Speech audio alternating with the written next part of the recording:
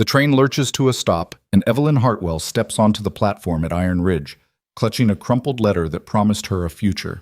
Within 5 minutes, that future dies. The mill owner she traveled 2,000 miles to marry takes one look at her towering frame, turns crimson, and announces to the gathered crowd that he will not wed a woman taller than himself. The laughter starts immediately. Evelyn stands frozen, her carefully packed trunk at her feet, as strangers point and whisper. She has no money for a return ticket, no family waiting back in Boston, nothing but the shame burning in her chest and a choice, run or stand her ground. If you want to see how this story unfolds, stay with me until the very end. And don't forget to hit that like button and drop a comment telling me what city you're watching from.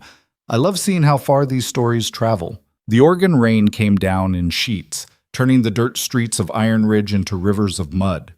Evelyn stood beneath the narrow awning of the train depot, watching her trunk sink slowly into the muck. No one moved to help her. The crowd that had gathered to witness her arrival, curious townspeople eager to see the mail-order bride from back east, had already begun to scatter, their entertainment concluded. She was 38 years old. She stood 6 feet tall in her stocking feet, taller in the practical leather boots she wore beneath her travel-stained skirt. Her hands were large and capable, scarred from years of needlework. Her face was plain, angular, weathered by too many Boston winters spent hunched over a sewing machine in a cramped tenement. She was not the sort of woman men wrote poems about. She had never expected to be, but she had expected honesty. Miss Hartwell? The station master approached, hat in hand, eyes averted. He was a thin man with a nervous twitch in his left eye. I'm real sorry about all that.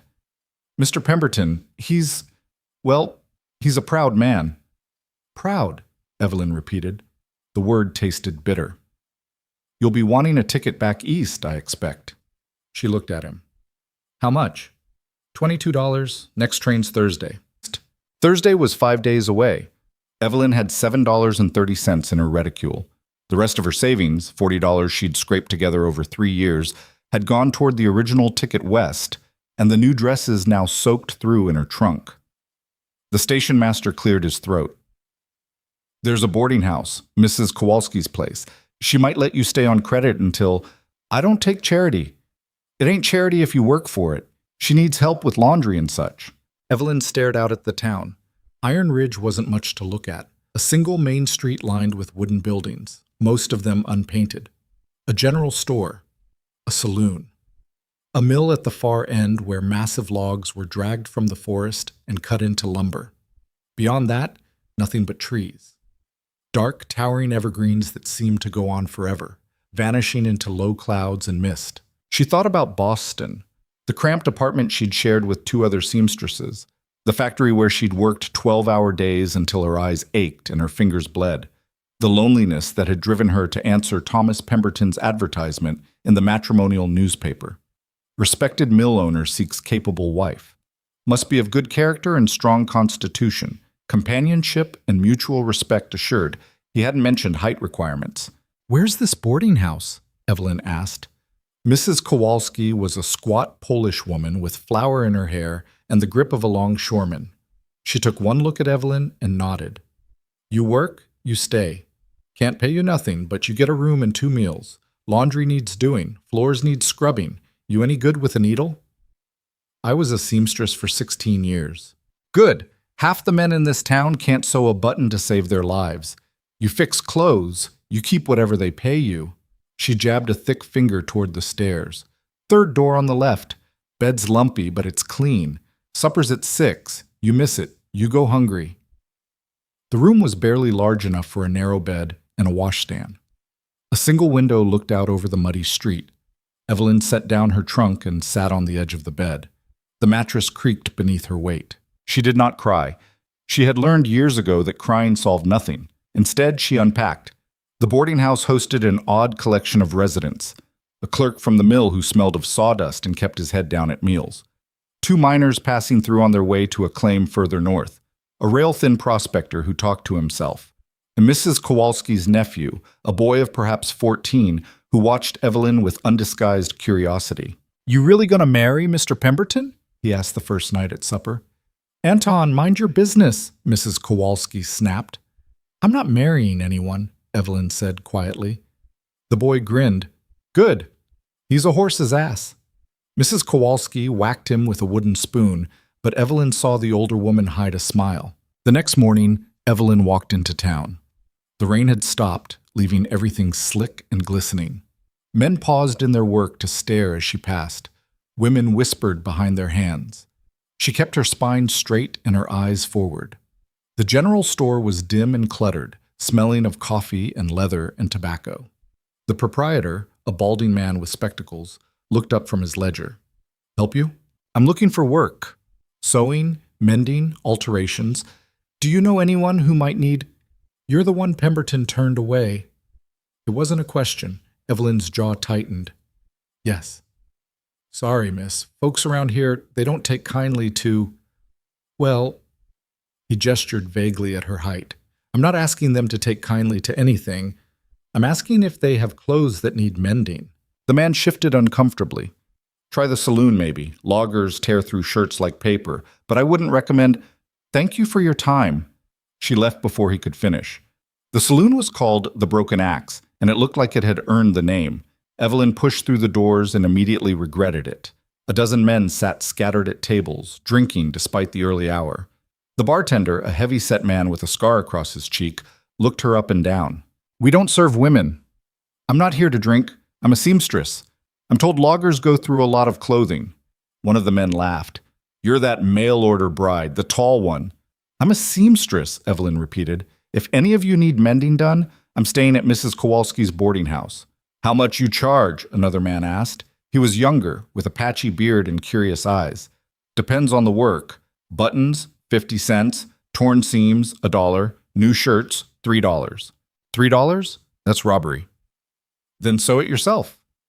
The men laughed again, but this time it didn't feel quite as cruel. The young logger shrugged.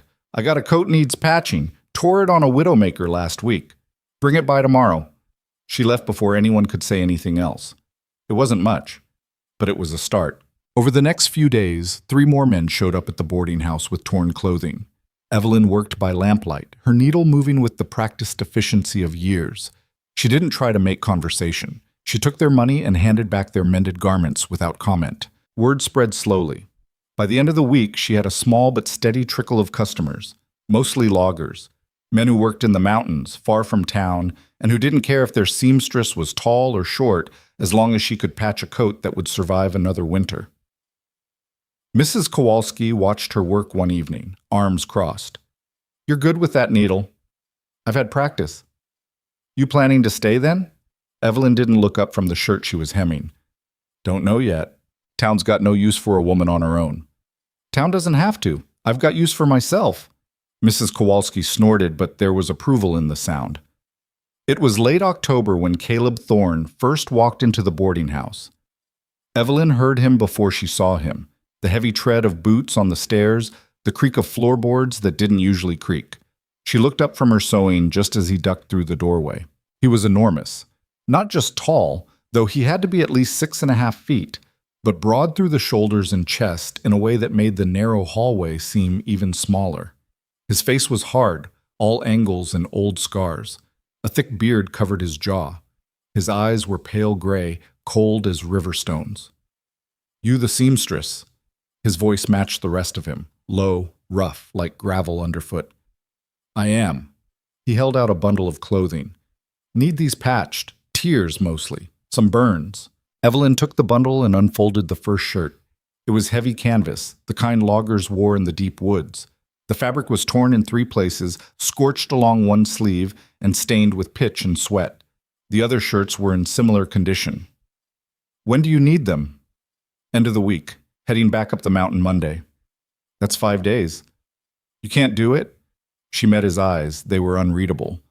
I can do it. $20. That's steep. It's fair. This isn't mending. This is reconstruction. For a long moment, he just looked at her. Then he reached into his coat and pulled out a worn leather wallet. He counted out $20 in small bills and coins and set them on the table. End of the week, he repeated, and left. Evelyn stared at the money. It was more than she'd made in the previous 2 weeks combined. Mrs. Kowalski appeared in the doorway. You know who that was? A logger with torn shirts. That was Caleb Thorne. Runs the biggest logging crew in the territory, owns a camp up in the high country. Men say he's meaner than a cornered bear and twice as dangerous. He seemed polite enough? That's because you did something most folks in this town can't. What's that? You looked him in the eye. Evelyn worked late into the night on Caleb's shirts. The fabric was tough, the tiers extensive. She reinforced the seams with double stitching, patched the burns with scraps from an old coat, replaced buttons that were cracked or missing. By the time she finished the last shirt, her fingers were cramped and her eyes burned from squinting in the lamplight. But the work was solid. It would hold. Caleb returned exactly 5 days later, just before noon. Evelyn handed him the stack of folded shirts. He unfolded the top one, examined the stitching, checked the patches. His expression didn't change. Good work. Thank you. He folded the shirt and tucked the bundle under one arm. Then he reached into his pocket and pulled out another $5. What's this for? Quality costs extra. Before she could respond, he was gone. November brought the first real cold. Frost crept across the windows of the boarding house each morning, and Evelyn's breath misted in the air as she worked. Her customer base had grown. She now had more work than she could finish in a single day, and Mrs. Kowalski had given her a corner of the parlor to set up a proper workspace. The women of Iron Ridge still avoided her. They crossed the street when they saw her coming, whispered behind her back, made sure their husbands didn't linger too long when dropping off mending. But their husbands kept coming because Evelyn's work was good and her prices were fair, and in a logging town where a torn coat could mean frostbite, practicality eventually won out over propriety. She told herself she didn't care what they thought. Most days, she almost believed it. Thomas Pemberton saw her on the street one afternoon in early December. She had just left the general store with a spool of heavy thread when he stepped into her path. Miss Hartwell? She hadn't seen him up close since the day of her arrival. He looked smaller than she remembered, softer. His suit was expensive, his beard neatly trimmed. He smiled, but it didn't reach his eyes. Mr. Pemberton, I hear you've set up shop here in town. Quite the enterprise, from what I'm told. I manage. I wanted to apologize for the misunderstanding when you arrived. There was no misunderstanding. You made yourself perfectly clear. His smile tightened. I may have been hasty. I've given it some thought, and I believe we could still come to an arrangement. A marriage of convenience, perhaps. You'd have security, and I... No. I'm offering you a future, Miss Hartwell. You're offering yourself a housekeeper you don't have to pay. The answer is no. Color rose in his cheeks. You think you can survive here on your own? A woman your age, with your stature? This town will chew you up and spit you out. Then I'll be chewed up and spit out, but I won't be your wife. She stepped around him and kept walking. Her heart hammered against her ribs, but she didn't let herself look back. She didn't see the way Pemberton's expression darkened, or the way his hands clenched into fists at his sides. Winter settled over Iron Ridge like a heavy blanket. Snow piled high in the streets, and the wind that came down from the mountains cut straight through to the bone. Evelyn worked by the fire in Mrs. Kowalski's parlor, surrounded by shirts and coats and trousers that needed mending. Caleb returned 3 more times before Christmas. Each time, he brought a bundle of torn clothing. Each time, he paid her fairly and left without much conversation. But Evelyn noticed things. The way he moved carefully in the small space of the boarding house, conscious of his size. The way his gaze lingered on her work, taking in the neat stitches and careful patches. The way he always thanked her before he left. He likes you, Mrs. Kowalski said one evening after he'd gone. He likes that I can sew. That too. Evelyn didn't answer. She threaded her needle and bent over a torn coat, ignoring the knowing look on the older woman's face. Christmas came and went. Evelyn spent it alone in her room, listening to the sounds of celebration from the saloon down the street. She thought about Boston, about the women she'd worked beside, their fingers flying over fabric in the dim factory light, about the men who'd looked through her as if she were invisible, or worse, looked at her with pity.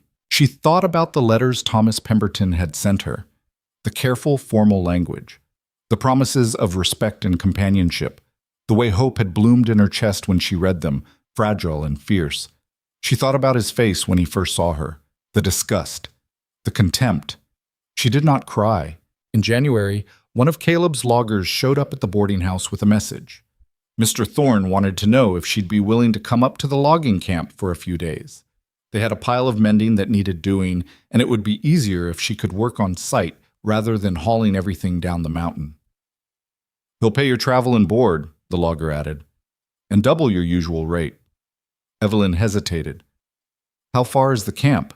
"Half a day's ride. Trail's rough, but Mr. Thorne says he'll send someone to escort you." It was more money than she'd make in a month working from the boarding house, and if she was being honest with herself, she was curious. She'd heard the loggers talk about the camp, about the massive trees they felled, the dangerous work, the isolation. "Tell Mr. Thorne I accept." 2 days later, a young logger named Sam arrived with a horse and a pack mule. He was nervous, barely 20, with a gap-toothed smile and a tendency to ramble when he was uncomfortable. "You ever ridden before, Miss Hartwell?" "Once or twice." That was generous. She'd been on a horse exactly 3 times in her life, and she'd hated every minute of it. But she wasn't about to admit that to a boy half her age. The trail up the mountain was everything Sam had promised, and worse. Narrow, steep, slick with ice in places. The forest pressed in on both sides, dense and dark. Snow lay heavy on the branches overhead, and occasionally a clump would fall with a wet thump that made the horses startle. Sam talked the whole way. About the camp, about the work, about Mr. Thorne. "He's a hard man, but he's fair. Doesn't tolerate laziness or stupidity, but he'll stand by you if you pull your weight. Lost 3 fingers on his left hand in a logging accident 10 years back. Doesn't slow him down none. He can still out-chop any man in camp." Evelyn glanced at Sam. He doesn't sound like the type to worry about mending. He ain't, but he worries about his men.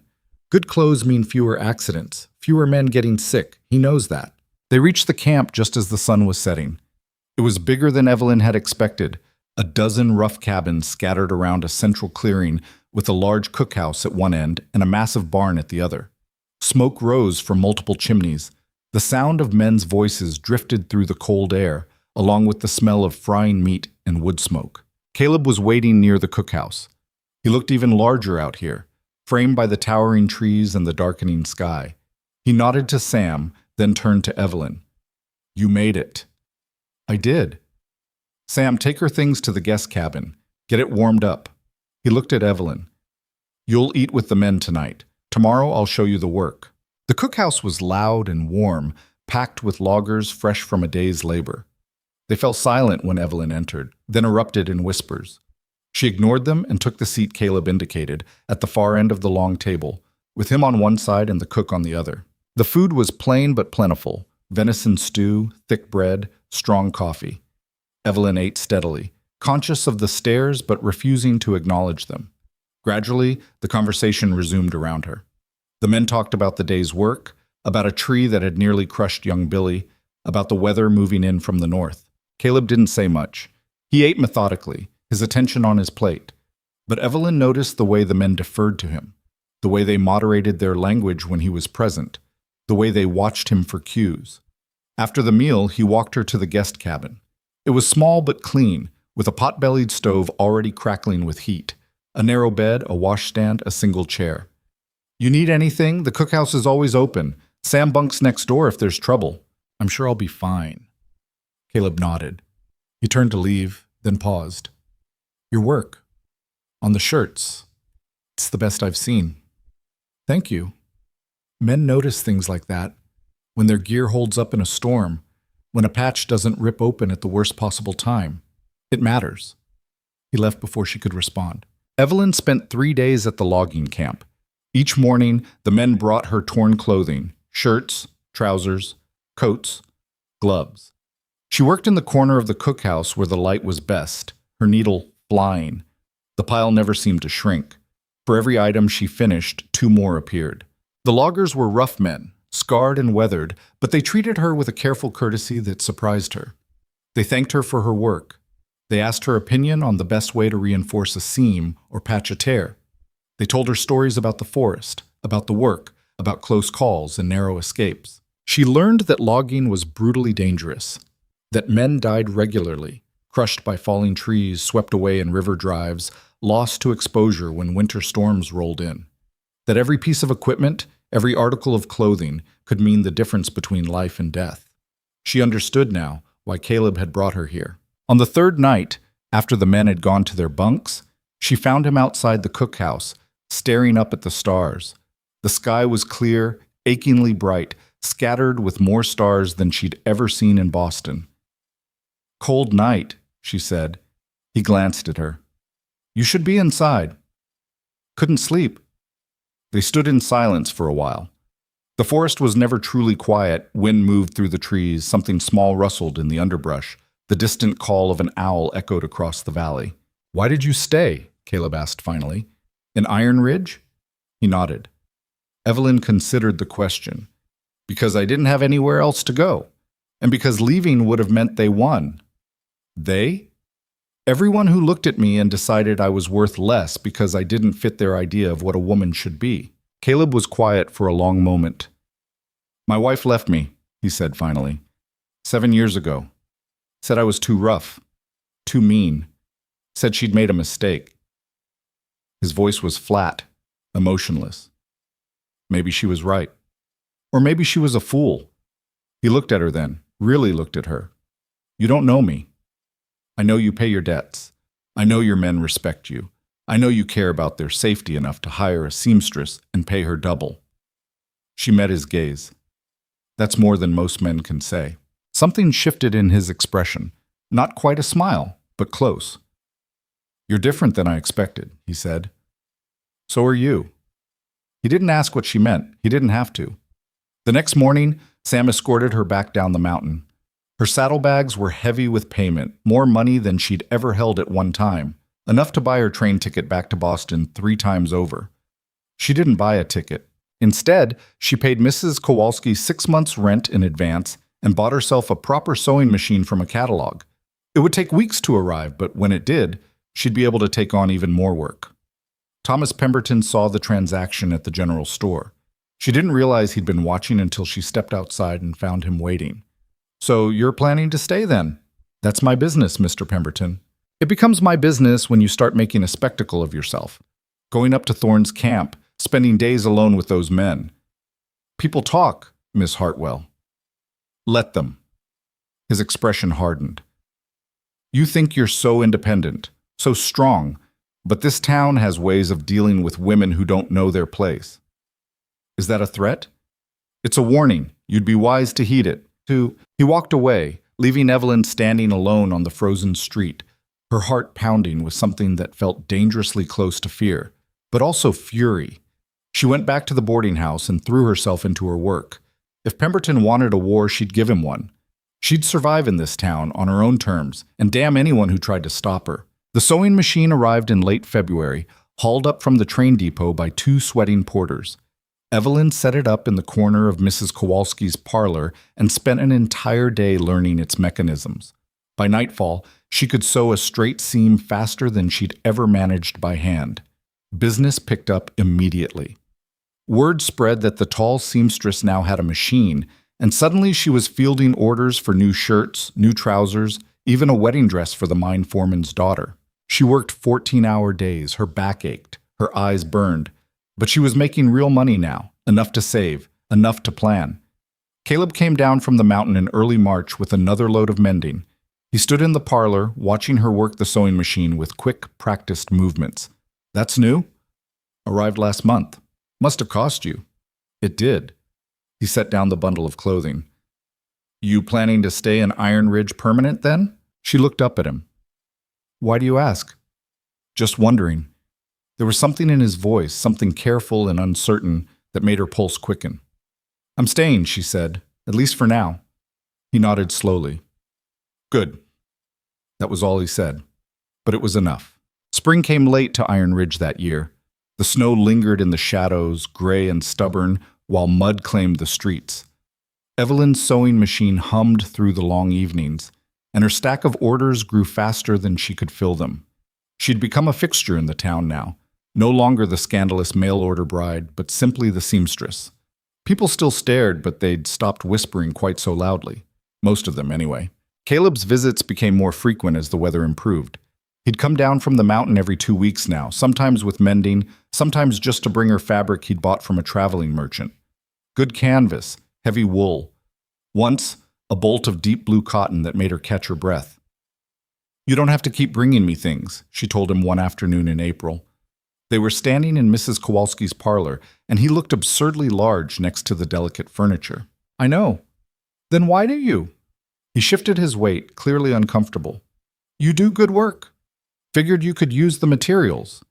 Caleb, she set down the shirt she'd been hemming. Why do you really keep coming back here? For a long moment he just looked at her, those gray eyes unreadable. Then he said, quiet and rough, because you're the only person in this town who doesn't look at me like I'm something to be afraid of. The words hung in the air between them. Evelyn felt something shift in her chest, something dangerous and unfamiliar. I'm not afraid of much anymore, she said finally. I noticed. He left soon after, but the weight of that conversation stayed with her for days. Mrs. Kowalski noticed, of course. The woman noticed everything. That man's sweet on you, she announced one morning while kneading bread dough with alarming violence. He's a customer. He's a man who rides half a day down the mountain to bring you fabric you didn't ask for. Mrs. Kowalski gave her a knowing look. You sweet on him? I barely know him. That ain't what I asked. Evelyn threaded her needle with more force than necessary. It doesn't matter what I feel. I'm not here to find a husband. I'm here to work. You can do both, you know. Can I? Because the last time I tried, it ended with public humiliation and no way home. Mrs. Kowalski's expression softened. Caleb Thorne ain't Thomas Pemberton. He's hard, sure, mean sometimes, but he's honest, and he don't care what other people think. Neither do I. Liar. Evelyn looked up sharply, but Mrs. Kowalski had already turned back to her bread, pounding the dough with her thick fists as if it had personally offended her. In early May, trouble arrived in the form of a woman named Margaret Pemberton. She was Thomas Pemberton's sister, newly arrived from Seattle, and she made her opinions about Evelyn abundantly clear from the first moment they met. It happened at the general store, where Evelyn had gone to pick up thread. Margaret was there with two other women, all of them dressed in expensive day dresses that made Evelyn's practical work clothes look shabby by comparison. So you're the famous seamstress, Margaret said, looking Evelyn up and down with barely concealed disdain. I've heard so much about you. Have you? My brother told me all about your arrival, how unfortunate that must have been for you. The other women tittered. Evelyn felt her jaw tighten. If you'll excuse me, I understand you've been spending quite a bit of time up at Caleb Thorne's logging camp. Margaret's voice was sweet as poisoned honey. How very enterprising of you. I'm a seamstress. His men need clothes mended. It's called work. Of course, work. Margaret smiled, and it didn't reach her eyes. I'm sure that's all it is. Evelyn pushed past them and left the store, her hands shaking with suppressed fury. Behind her, she heard Margaret's voice, clear and carrying. A woman her age, with her height, throwing herself at the first man who shows her any attention. It's positively desperate. That night, Evelyn worked until her fingers cramped, trying to sew away the humiliation, but the words kept echoing in her head. Desperate. Throwing herself. A woman her age. She wasn't desperate. She'd never thrown herself at anyone, and her age was her own business. But still, the words stung. Caleb showed up 3 days later with news that changed everything. He came to the boarding house just after dawn, his face grim. We need to talk. Evelyn set down her coffee. What's wrong? Pemberton's stirring up trouble. Talking to the other mill owners, the logging companies. Says you're a distraction, says men are spending too much time and money at your shop when they should be working. That's ridiculous. I know, but he's got influence, and his sister's been spreading rumors all over town. Caleb's expression darkened. About you. About us. There is no us. He looked at her for a long moment. Ain't there? The question sat between them, heavy and unavoidable. Evelyn's heart hammered against her ribs. What are you asking me, Caleb? I'm asking if I'm imagining things. If I'm the only one who feels... He stopped, frustrated. Words clearly didn't come easy to him. Hell, I don't know what I'm asking. Evelyn stood up, moved closer. They were nearly eye to eye, her height matching his almost perfectly. You're not imagining things. Something in his face shifted. Relief, maybe. Or fear. Then we got a problem. Because Pemberton's not going to let this go. He's already talking about getting the town council involved. Says you're operating a business without proper permits. Says it ain't decent for a single woman to be working out of a boarding house. Can he actually do that? In this town? Yeah, he probably can. Evelyn sank back into her chair. After everything she'd built, everything she'd survived, Pemberton was going to take it away because she'd bruised his ego. There might be another way, Caleb said slowly. What way? You could marry me. The words dropped like stones into still water. Evelyn stared at him. What? If you were my wife, Pemberton couldn't touch you. Your business would be legitimate, protected. He wouldn't meet her eyes. I know it ain't romantic. I know you probably want more than a marriage of convenience, but I'm offering what I can. Is that all it would be? Convenience? He finally looked at her then, and the expression in those gray eyes made her breath catch. No, it ain't. But I figured you should have the choice to say yes or no without worrying about what I want. And what do you want? I want you to stay. I want to come down from that mountain and know you're here. I want... He stopped, jaw working. I want more than I got any right to ask for. Evelyn's hands were shaking. I need time to think. I know, but Pemberton's pushing the council meeting for next week, so we don't have much of it. He left her sitting there, her mind spinning with possibilities and fears. Mrs. Kowalski found her an hour later, still at the table, her coffee gone cold. You gonna marry him or not? You were listening. Of course I was listening. These walls are thin as paper. Mrs. Kowalski pulled out a chair and sat down heavily. So what's the problem?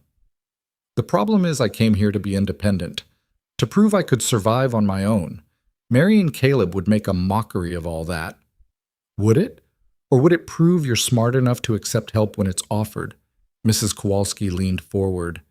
You want to know what I think? Do I have a choice? That man's been half in love with you since the first time he walked through that door. And you feel the same way, even if you're too stubborn to admit it. She jabbed a thick finger at Evelyn. Pride's a fine thing, but it's a cold companion on a winter night. I'm not marrying him just to save my business. Then marry him because you want to. Because he looks at you like you're exactly what he's been waiting for. Because you look at him the same way. Evelyn opened her mouth to argue, then closed it again. Because Mrs. Kowalski was right. She did look at Caleb that way. She just hadn't wanted to admit it. The town council meeting was held in the back room of the general store on a gray Tuesday afternoon. Evelyn sat in the front row, her spine rigid, while Thomas Pemberton stood before the 5 council members and made his case. Gentlemen, I bring this matter before you out of concern for the moral fabric of our community. Miss Hartwell, while undoubtedly skilled in her trade, operates her business in a manner unbefitting a woman of decent character. His voice was smooth, reasonable. She works from a boarding house, unchaperoned, taking customers at all hours. She travels unaccompanied to remote logging camps. And there are certain associations that have drawn considerable attention. What associations? One of the council members asked. I speak, of course, of her relationship with Mr. Caleb Thorne, a relationship conducted without propriety or discretion. Evelyn felt fury rise in her throat, but before she could speak, a voice cut through the room. Careful, Pemberton. Caleb stood in the doorway, filling it completely. He moved into the room with deliberate steps, and Evelyn saw several of the council members shift nervously in their seats. Mr. Thorne, the head councilman said, this is a closed meeting. Then you better open it, because if we're talking about Miss Hartwell's character, I got something to say. Pemberton's face had gone red. This doesn't concern you. Like hell it doesn't. Caleb crossed his arms. You stand there talking about propriety and discretion, but what you really mean is that Miss Hartwell turned you down and you can't stomach it. So now you're using this council to punish her for having the good sense not to marry a petty, small-minded son of a... Mr. Thorne, the councilman interrupted. Please. Caleb bit off whatever he'd been about to say. Miss Hartwell runs an honest business. She works harder than any man in this room. And if you shut her down, you're doing it because Pemberton's got his pride hurt, not because she's done anything wrong.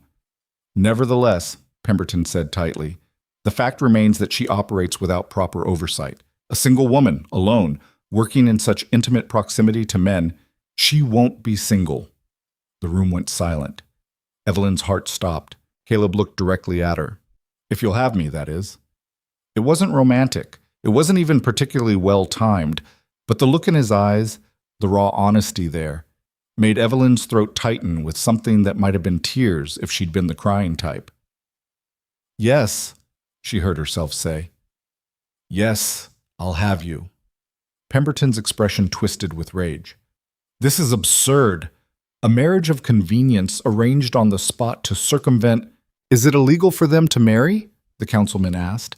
"Well, no, but then I move we table this discussion until such time as Miss Hartwell, or should I say Mrs. Thorne, has actually violated a town ordinance. All in favor?"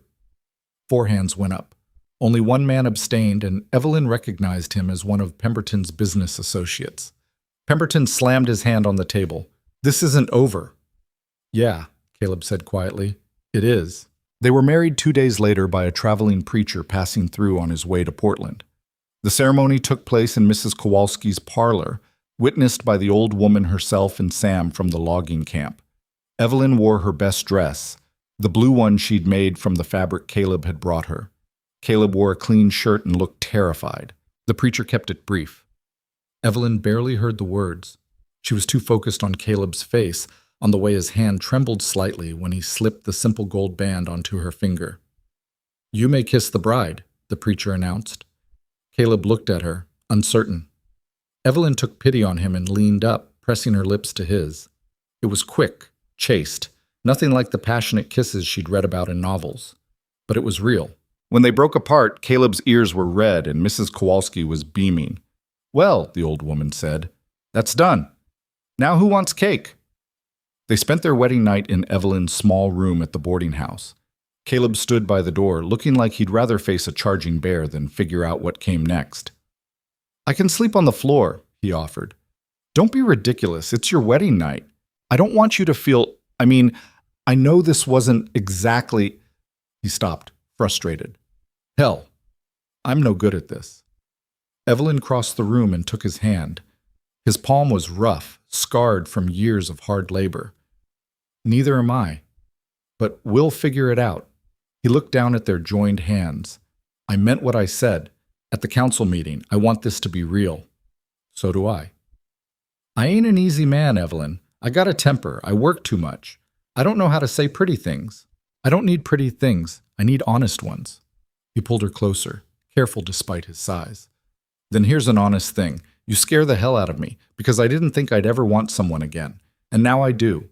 And I don't know what to do with that." "Start by kissing me again," Evelyn said. "Properly this time." So he did.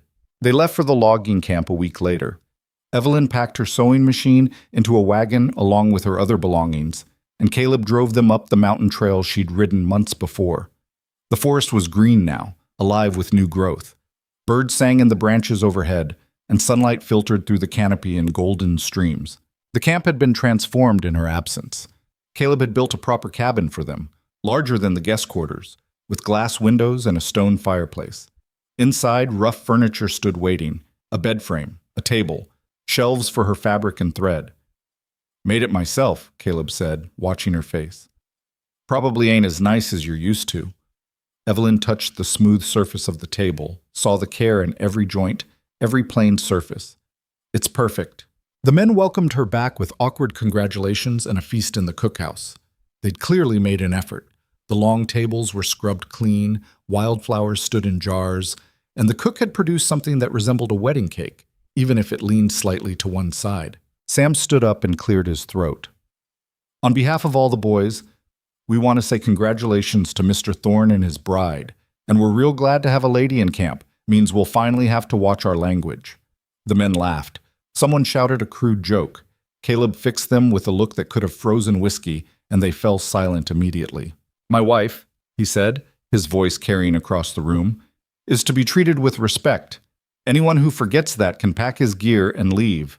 Understood?" A chorus of "yes, sir" followed.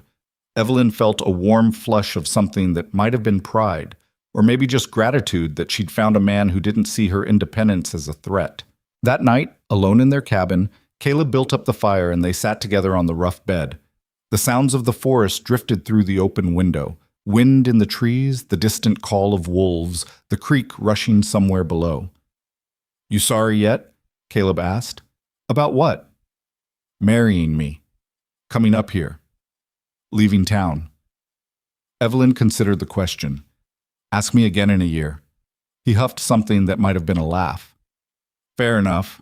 She leaned against his shoulder, feeling the solid warmth of him. What about you? Having second thoughts? Only about 100 a day.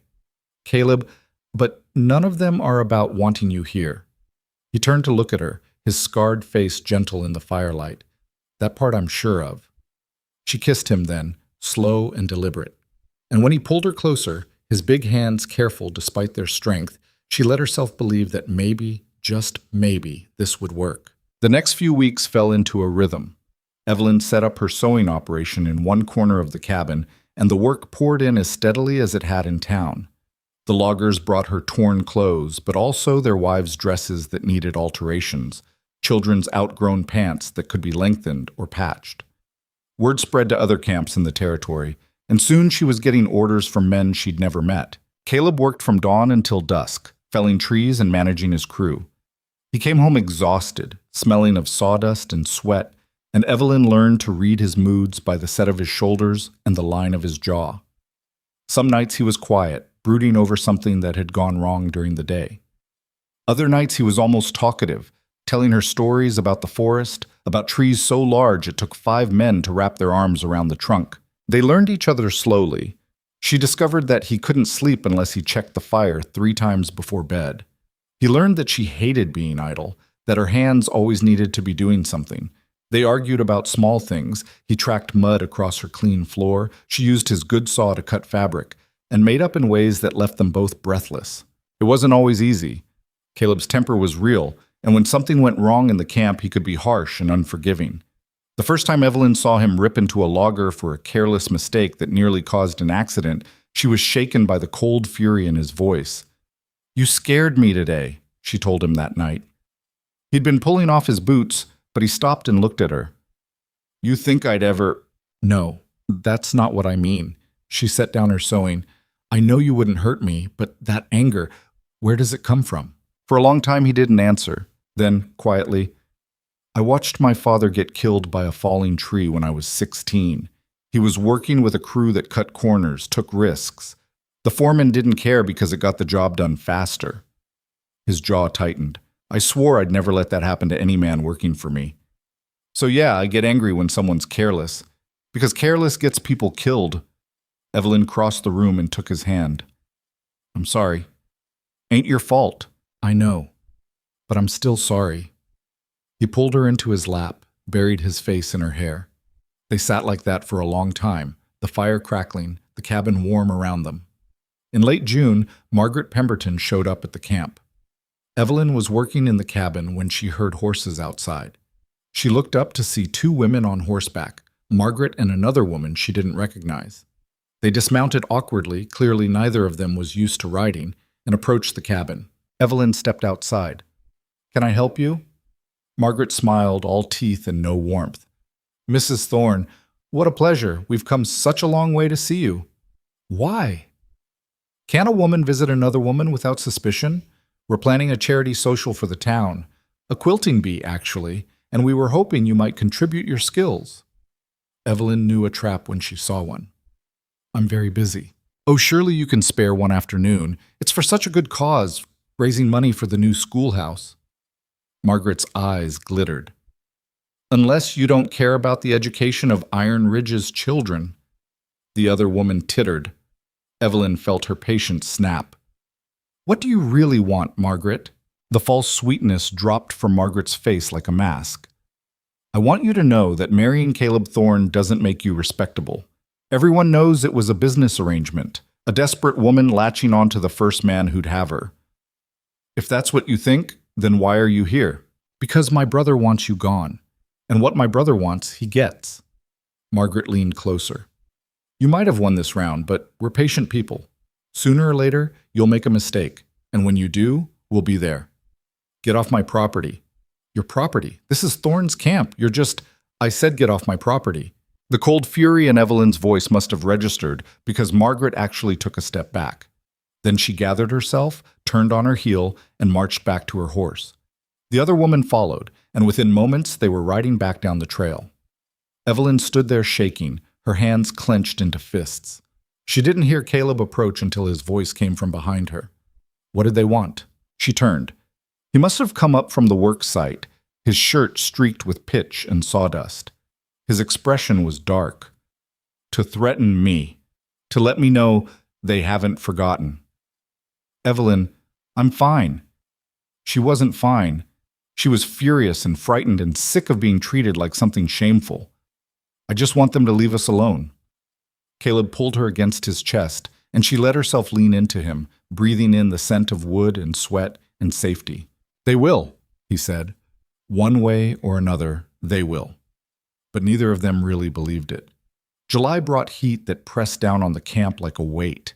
The men worked shorter hours to avoid exhaustion, and forest fire became a constant fear. Caleb stationed watchers on the high ridges, and every evening he studied the sky for signs of smoke. Evelyn's business thrived despite the heat. Or maybe because of it, men wanted lighter clothing, needed repairs done quickly before the fabric rotted in the humidity. She worked with the cabin door open, trying to catch any hint of breeze. One afternoon, a logger named Jack came to the cabin with a torn shirt and a shy request. His daughter's birthday was coming up, and he wondered if Evelyn might make the girl a dress. Something nice, something a father could be proud to give. I can pay, he said quickly. I know it's extra work. Evelyn thought of the little girl she'd seen once, riding in the supply wagon with her mother, maybe 6 years old with tangled hair and a gap-toothed smile. What's her favorite color? Yellow, like sunshine, she says.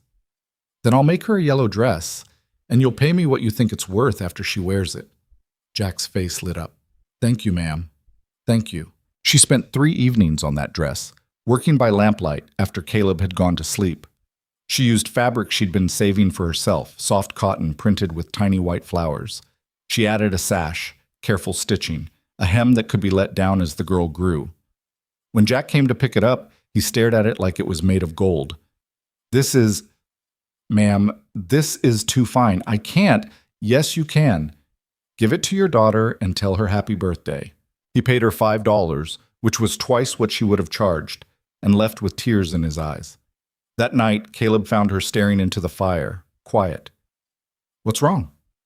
Nothing's wrong. I made a dress for a little girl today, and I realized that for the first time since I came west, I did something that wasn't about survival. I did something just because it was good. Caleb sat beside her, took her hand. You're good, Evelyn. You've been good since the day you stepped off that train and refused to run. I don't feel good. I feel angry half the time, tired the other half. That's called being human. He squeezed her fingers. And it don't make you any less good. She rested her head on his shoulder and let herself believe him. August arrived with no rain and short tempers. The forest was tinder dry, and every crack of a falling branch made men jump. Caleb pushed the crew harder, trying to finish their contracted timber before fire season forced them to shut down early. Then word came from town that Thomas Pemberton was buying up land around Iron Ridge. Lots of it, including the parcels that bordered the old-growth forest Caleb had been protecting for years. He's going to clear-cut it, Caleb said, staring at the map spread across their table. He'll take every tree down to the saplings and sell it all for profit. Can he do that? If he owns the land, yeah. He can do whatever he wants. What about logging rights? Don't you have a claim? I got rights to what I'm working, but that forest... He touched the map, his finger tracing the green expanse. That's virgin timber, old as the territory itself. I always figured it'd be there. That someday, when this was all logged out, that forest would still be standing. Evelyn heard the grief in his voice. We have to stop him. How? He's got money and influence. I'm just a logger with a grudge. You're more than that. You're the man every logger in this territory respects. If you speak against this, people will listen. Caleb shook his head. Not enough of them. Not the ones who matter. Then we make them matter. Evelyn's mind was already working. When's the next town council meeting? 3 weeks. Then we have 3 weeks to build our case. He looked at her like she'd lost her mind. Evelyn, do you want to save that forest or not? For a long moment he just stared at her. Then slowly something like hope crept into his expression. You really think we got a chance? I think if we don't try, we'll regret it for the rest of our lives. He pulled her into his arms, held her tight. I don't deserve you. Lucky for you, I'm not going anywhere. They started the next morning. Caleb rode down to Iron Ridge while Evelyn stayed at the camp, drafting a letter to every logging operation within 50 miles. She wrote carefully, choosing each word with the precision she normally reserved for difficult seams. The letter explained what Pemberton intended to do, how clear-cutting the old-growth forest would damage the watershed that fed into the streams every camp depended on, how it would destabilize the mountainside and increase the risk of slides, how it would destroy timber that should be preserved for future generations. She didn't mention beauty or wonder or any of the things that made that forest worth saving beyond practical concerns. Men like these didn't care about poetry. They cared about water and safety, and whether their sons would have anything left to log 30 years from now. Caleb returned 3 days later with news that wasn't encouraging. He'd spoken to members of the town council, and while some were sympathetic, most were firmly in Pemberton's pocket. The man had promised jobs, investment, a new rail spur that would make shipping timber easier for everyone. He's offering them money, Caleb said, slumping into a chair at their table. Hard to compete with that. We're not competing with money, we're competing with short-sighted greed. Evelyn handed him the stack of letters she'd written. Get these out. Every camp, every crew boss, every independent logger you know. We need bodies at that meeting. Bodies don't vote. No, but they make noise, and noise makes council members nervous. He looked at the letters, then at her. You really think this'll work? I think we don't have a choice but to try. He kissed her then, hard and grateful, before heading back out to spread the word. The next 2 weeks were a blur of activity. Responses started coming back, some by mail, others carried by riders who made the trek up to the camp specifically to pledge their support. Not everyone was convinced. Several crew bosses wrote back saying they couldn't afford to anger Pemberton, who controlled too much of the local timber market. But enough replied with cautious interest that Evelyn began to think they might actually have a chance. In the meantime, she kept sewing. The work was steady, almost meditative, and it gave her time to think. She realized that what they were attempting was dangerous in ways that had nothing to do with the forest itself. They were challenging a powerful man who'd already proven he was willing to use underhanded tactics to get what he wanted. If they failed, Pemberton would make sure they paid for the attempt. But if they didn't try at all, they'd lose something more important than business or reputation. They'd lose the right to look themselves in the mirror. Caleb understood that.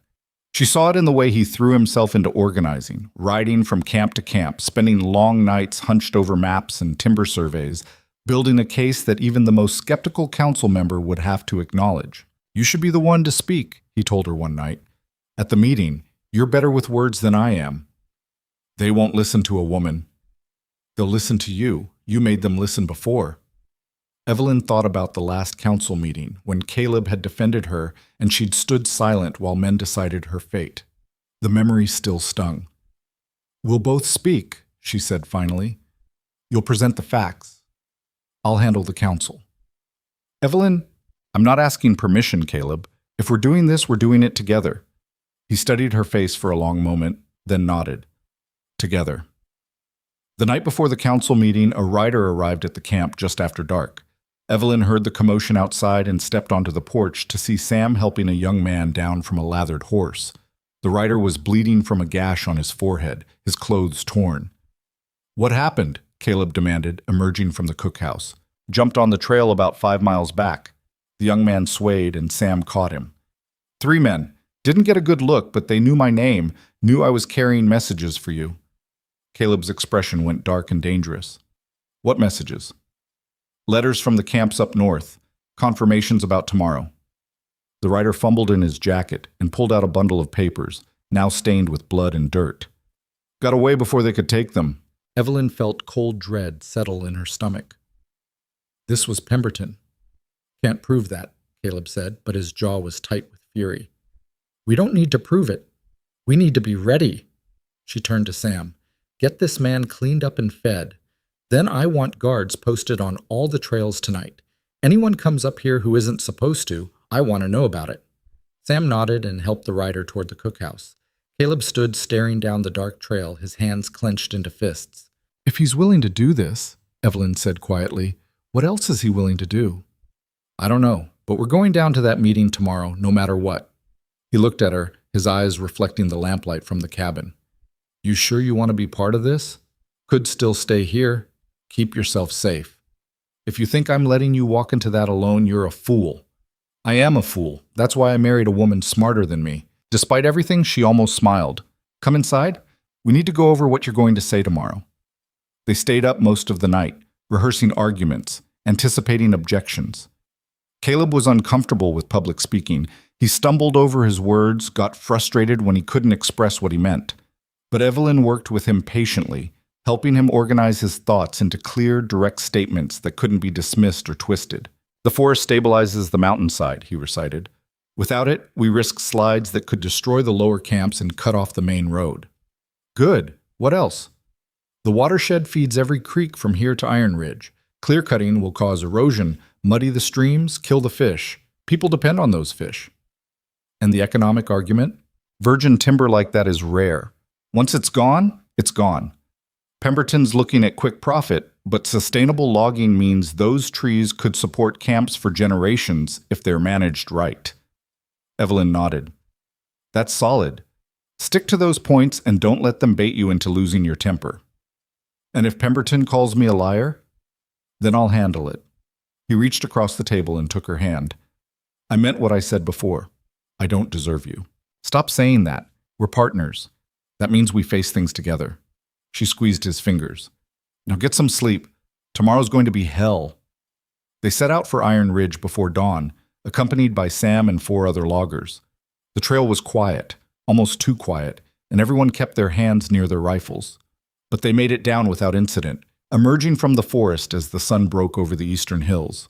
The town was already stirring. Evelyn saw people moving between buildings, more activity than usual for so early in the morning. As they rode down the main street, she realized why. Loggers from other camps were arriving, dozens of them, filling the spaces between buildings and gathering in small groups. Word spread, Sam said, sounding awed. Caleb reined in his horse outside the general store, where the council meeting would be held. The building's back room was the largest indoor space in town, but Evelyn doubted it would hold everyone who'd shown up. Thomas Pemberton was waiting on the store's porch, flanked by his sister and 2 men Evelyn didn't recognize. When he saw Caleb, his expression hardened. Thorne, I should have known you'd make a spectacle of this. Just exercising my right to address the council, Caleb said evenly. Same as you. These men work for you? These men work for themselves.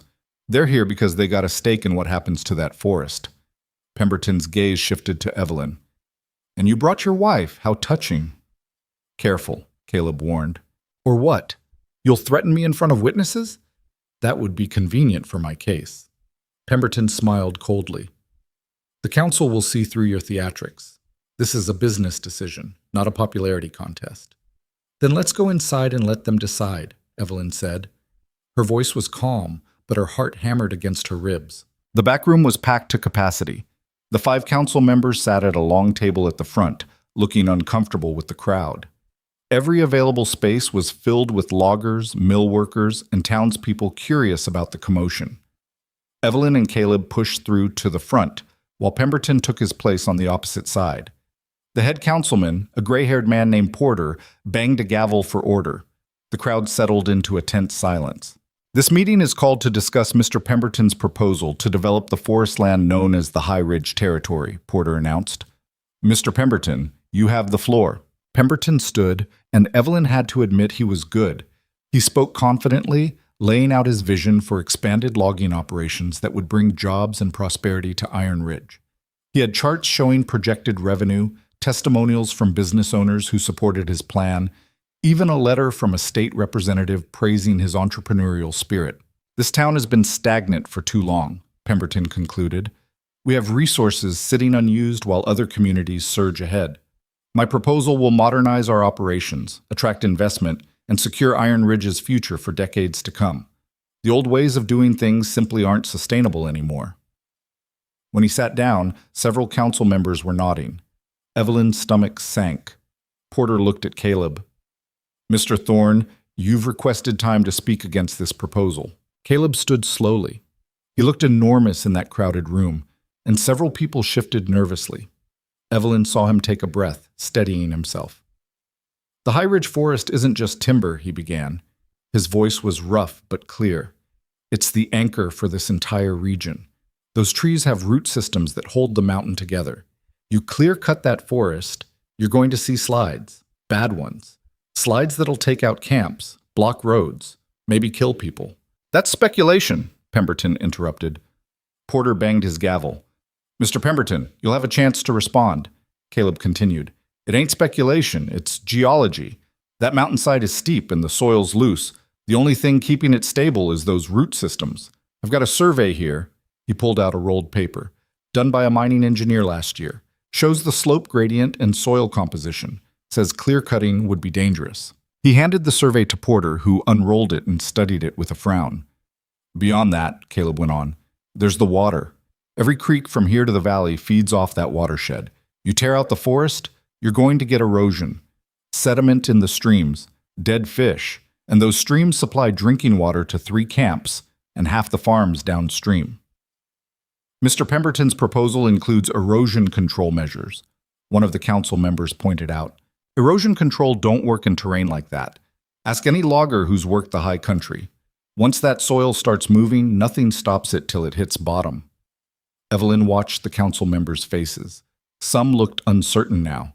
Others still seemed skeptical. Caleb pushed on. And here's the thing about virgin timber.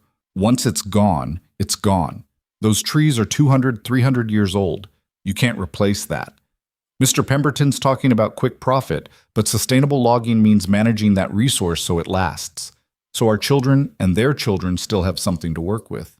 He sat down. The room was silent. Porter cleared his throat. Thank you, Mr. Thorne.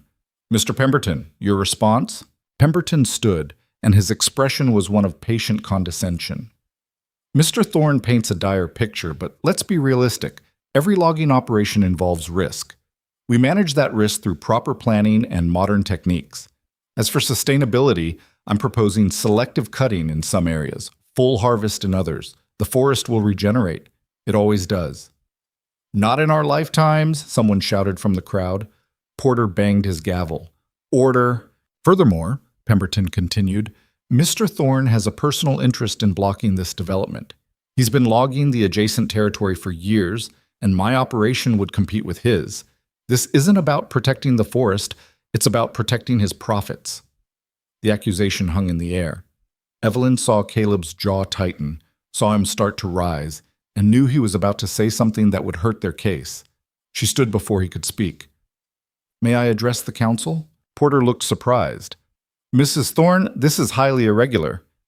So is letting a man's character be attacked without response. I'll be brief. Porter hesitated, then nodded. You have 2 minutes. Evelyn stepped forward, acutely aware of every eye in the room on her. She was the tallest person there except for Caleb, and she felt her height like a weight. But she kept her spine straight and her voice steady. Mr. Pemberton says my husband has a personal interest in blocking this development. He's right, but that interest isn't profit, it's survival. She looked at each council member in turn. My husband lost his father to a logging accident caused by careless management. He spent 20 years building a reputation for running the safest, most responsible operation in the territory.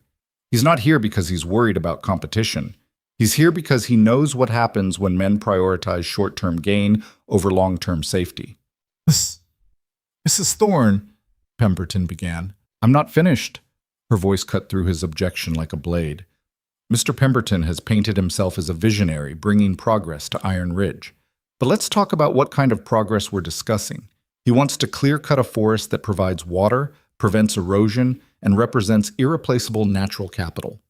In exchange, he offers jobs that will last maybe 5 years before the timber runs out and everyone's unemployed again. That's not vision, that's exploitation. She saw Pemberton's face darken with rage, but she pressed on. This council has a choice. You can approve this proposal and watch what happens when the first major storm hits that denuded mountainside. When the slides start. When the streams run brown with sediment and the fish die. When you realize that what looked like prosperity was actually just selling off your children's inheritance for a quick dollar. She paused, letting the words sink in. Or you can listen to the men in this room who actually know what they're talking about. Men who've spent their lives in these forests and understand what it takes to keep them productive and safe. Your 2 minutes are up, Porter said quietly. Evelyn nodded and sat down. Her hands were shaking, but she folded them in her lap and kept her expression calm. The room erupted. Men were shouting, some in support, others in opposition. Porter banged his gavel repeatedly, but it took several minutes to restore order. When the noise finally died down, Pemberton stood again. His face was flushed, and Evelyn could see barely contained fury in his eyes. Mrs. Thorne speaks eloquently about safety and responsibility, he said, his voice tight. But she's hardly an expert on forestry or economics. She's a seamstress who married into this controversy. Perhaps the council would be better served by listening to actual businessmen rather than what? Evelyn asked quietly. Rather than women who don't understand the complexities of industry. The words fell like stones. Several of the loggers shifted angrily, and Caleb started to rise again, but Evelyn put a hand on his arm. I understand complexity just fine, Mr. Pemberton. I understand that you're angry because I refused to marry you. I understand that you've been trying to punish me for that rejection ever since. And I understand that this entire proposal is as much about hurting my husband as it is about profit. She stood, meeting his gaze directly. But what I really understand is that you're betting this council will choose loyalty to you over loyalty to this community. So let's see if you're right. Porter banged his gavel. That's enough. The council will now deliberate. Everyone except council members, out. The crowd filed out slowly, reluctantly.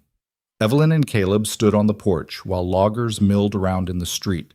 Pemberton emerged moments later, surrounded by his associates. He caught Evelyn's eye and smiled coldly before disappearing into the general store. You were incredible in there, Caleb said quietly. I was angry. You were fearless. He pulled her close, not caring who saw.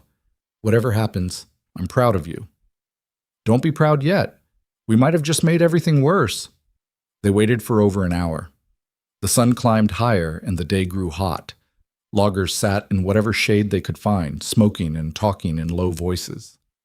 Evelyn noticed Margaret Pemberton watching from across the street, her expression smug. Finally, Porter emerged and called everyone back inside. The council members looked grim. Evelyn's heart sank. Porter banged his gavel even though the room was silent. The council has reached a decision regarding Mr. Pemberton's proposal. By a vote of 3-2, we have decided to postpone approval pending further environmental study. The room exploded. Pemberton shot to his feet. That wasn't an option on the table. We're making it an option, Porter said firmly. Mr. Thorne raised legitimate concerns about stability and watershed impact. We're not comfortable moving forward without more information. This is outrageous. I've invested months in this proposal, and you'll have an opportunity to address our concerns once we have the necessary data.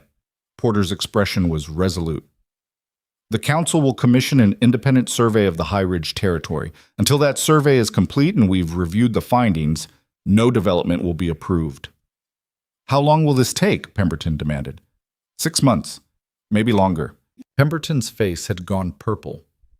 You realize you're killing this project. By the time your survey is done, my investors will have moved on. That's your concern, not ours. This meeting is adjourned. The gavel came down with finality. Loggers erupted in cheers. Evelyn sagged against Caleb, suddenly exhausted. They hadn't won exactly, but they hadn't lost either. 6 months was time to build a stronger case. Time to find more support. Pemberton shoved through the crowd toward them. This isn't over, he hissed at Caleb. You think you've won something, but all you've done is make an enemy. I already had an enemy, Caleb replied calmly.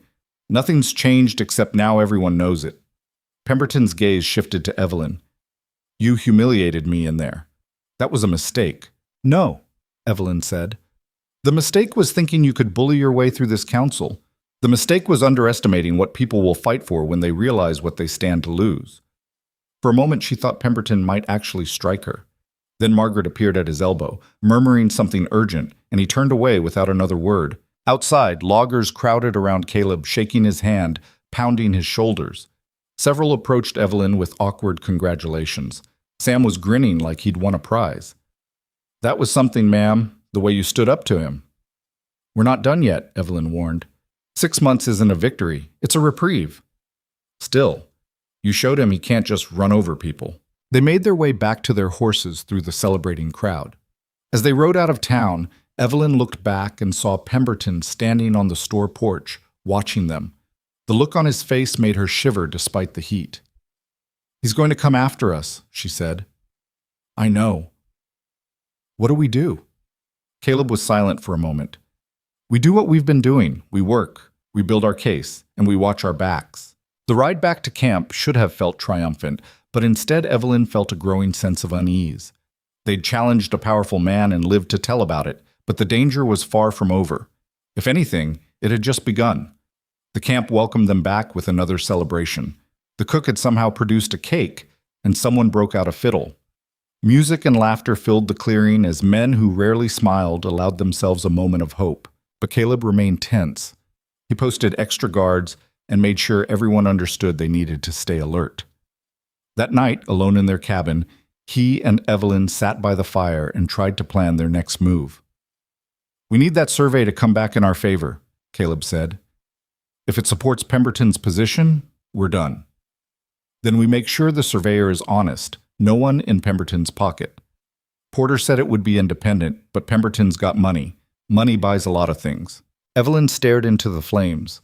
"We'll figure it out. We always do." But even as she said it, she wondered if they were out of their depth. They'd been lucky today. Luck didn't last forever. 3 days later, disaster struck. Evelyn was at her sewing machine when she heard shouting from outside. She ran to the door to see men streaming from the worksite, pointing up the mountain.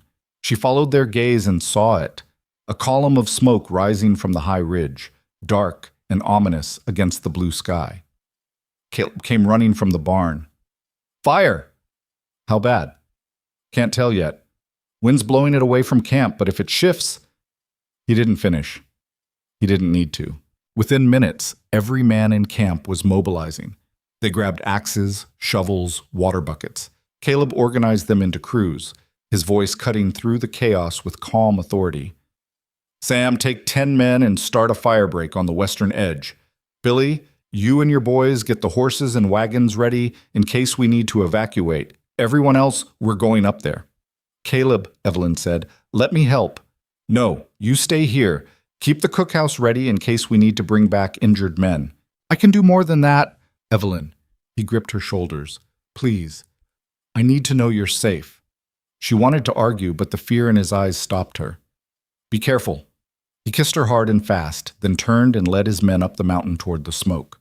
The next hours were agony. Evelyn kept busy organizing supplies in the cookhouse, preparing bandages and water, trying not to watch the smoke that seemed to grow thicker and darker as the day wore on. The few men left in camp moved nervously, casting worried glances at the ridge.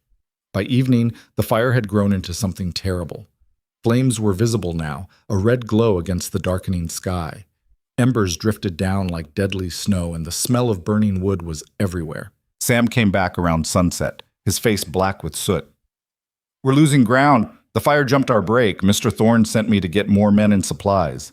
"How bad is it?" "Bad. Wind keeps shifting. We cut one break and the fire goes around it." He grabbed a water jug and drank deeply. "There's a crew trapped on the north side. Mr. Thorne's trying to reach them." Evelyn's blood went cold. "How many men?" 5, maybe 6. She helped Sam gather more supplies, then watched him lead a second crew up the mountain. Night fell, and the fire became a glowing wall on the ridge, beautiful and terrible. She could hear it now, a distant roar like an angry beast. Around midnight, men started straggling back, exhausted and coughing. She fed them, treated burns, listened to their terse reports. The fire was still spreading. They were losing the battle, but Caleb didn't return. By dawn, Evelyn's fear had crystallized into something sharp and painful in her chest. The fire was still burning, though the smoke seemed lighter now. Sam appeared, leaning heavily on another logger, his face gray with exhaustion. "Where's Caleb?" Evelyn demanded. "Still up there. He got the trapped crew out, but—" Sam's voice cracked. "There was a collapse. Part of the ridge gave way. Mr. Thorne was caught in it." The world tilted. Evelyn gripped the edge of the table to keep from falling. "Is he alive?" "Don't know. Billy and the others are trying to reach him, but the fire's still too close." She didn't make a conscious decision. One moment she was standing in the cookhouse, the next she was running toward the barn, Sam's protests fading behind her. She grabbed a horse, threw herself into the saddle, and kicked it toward the mountain. The trail was treacherous with fallen branches and drifting smoke.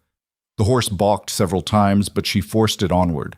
She could see the fire clearly now, a living thing consuming the forest. The heat was intense even at this distance. She found Billy and his crew near the base of the collapsed section. They were digging frantically through a pile of rocks and broken trees. "Mrs. Thorne, you shouldn't be here." "Where is he?" Billy pointed. "Under that. He was trying to shore up the slope when it gave way. We heard him yell, then nothing." Evelyn dismounted and grabbed a shovel. "Then dig faster." They worked for what felt like hours, but was probably only 30 minutes.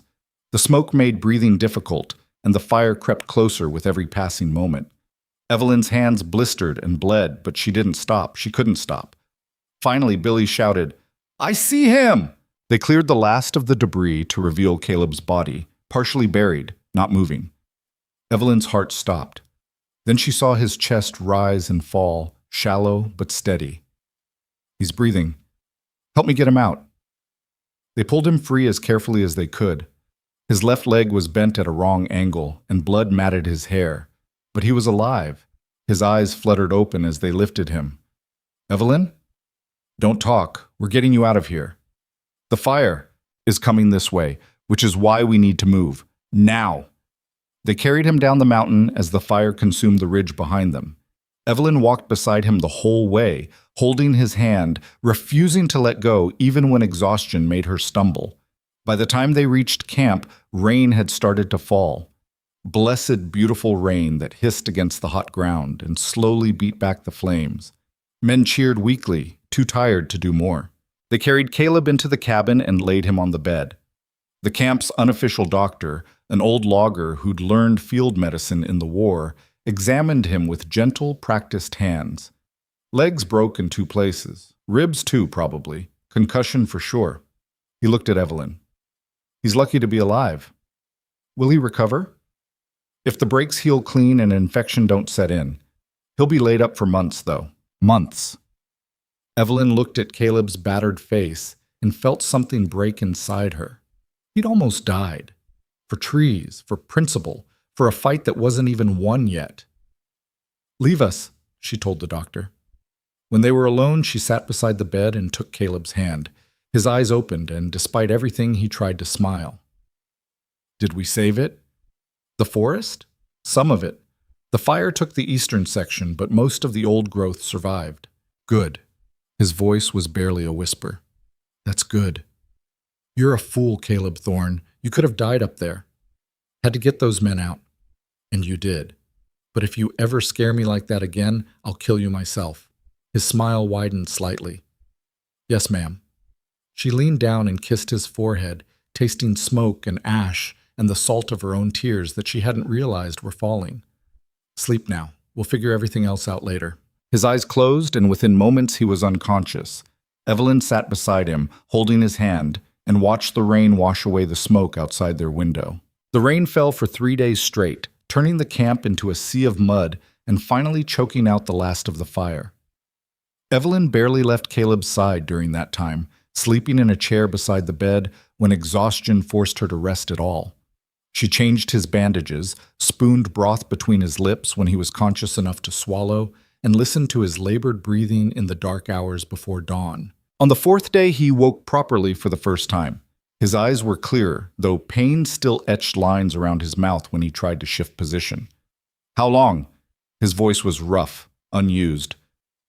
4 days since they brought you down."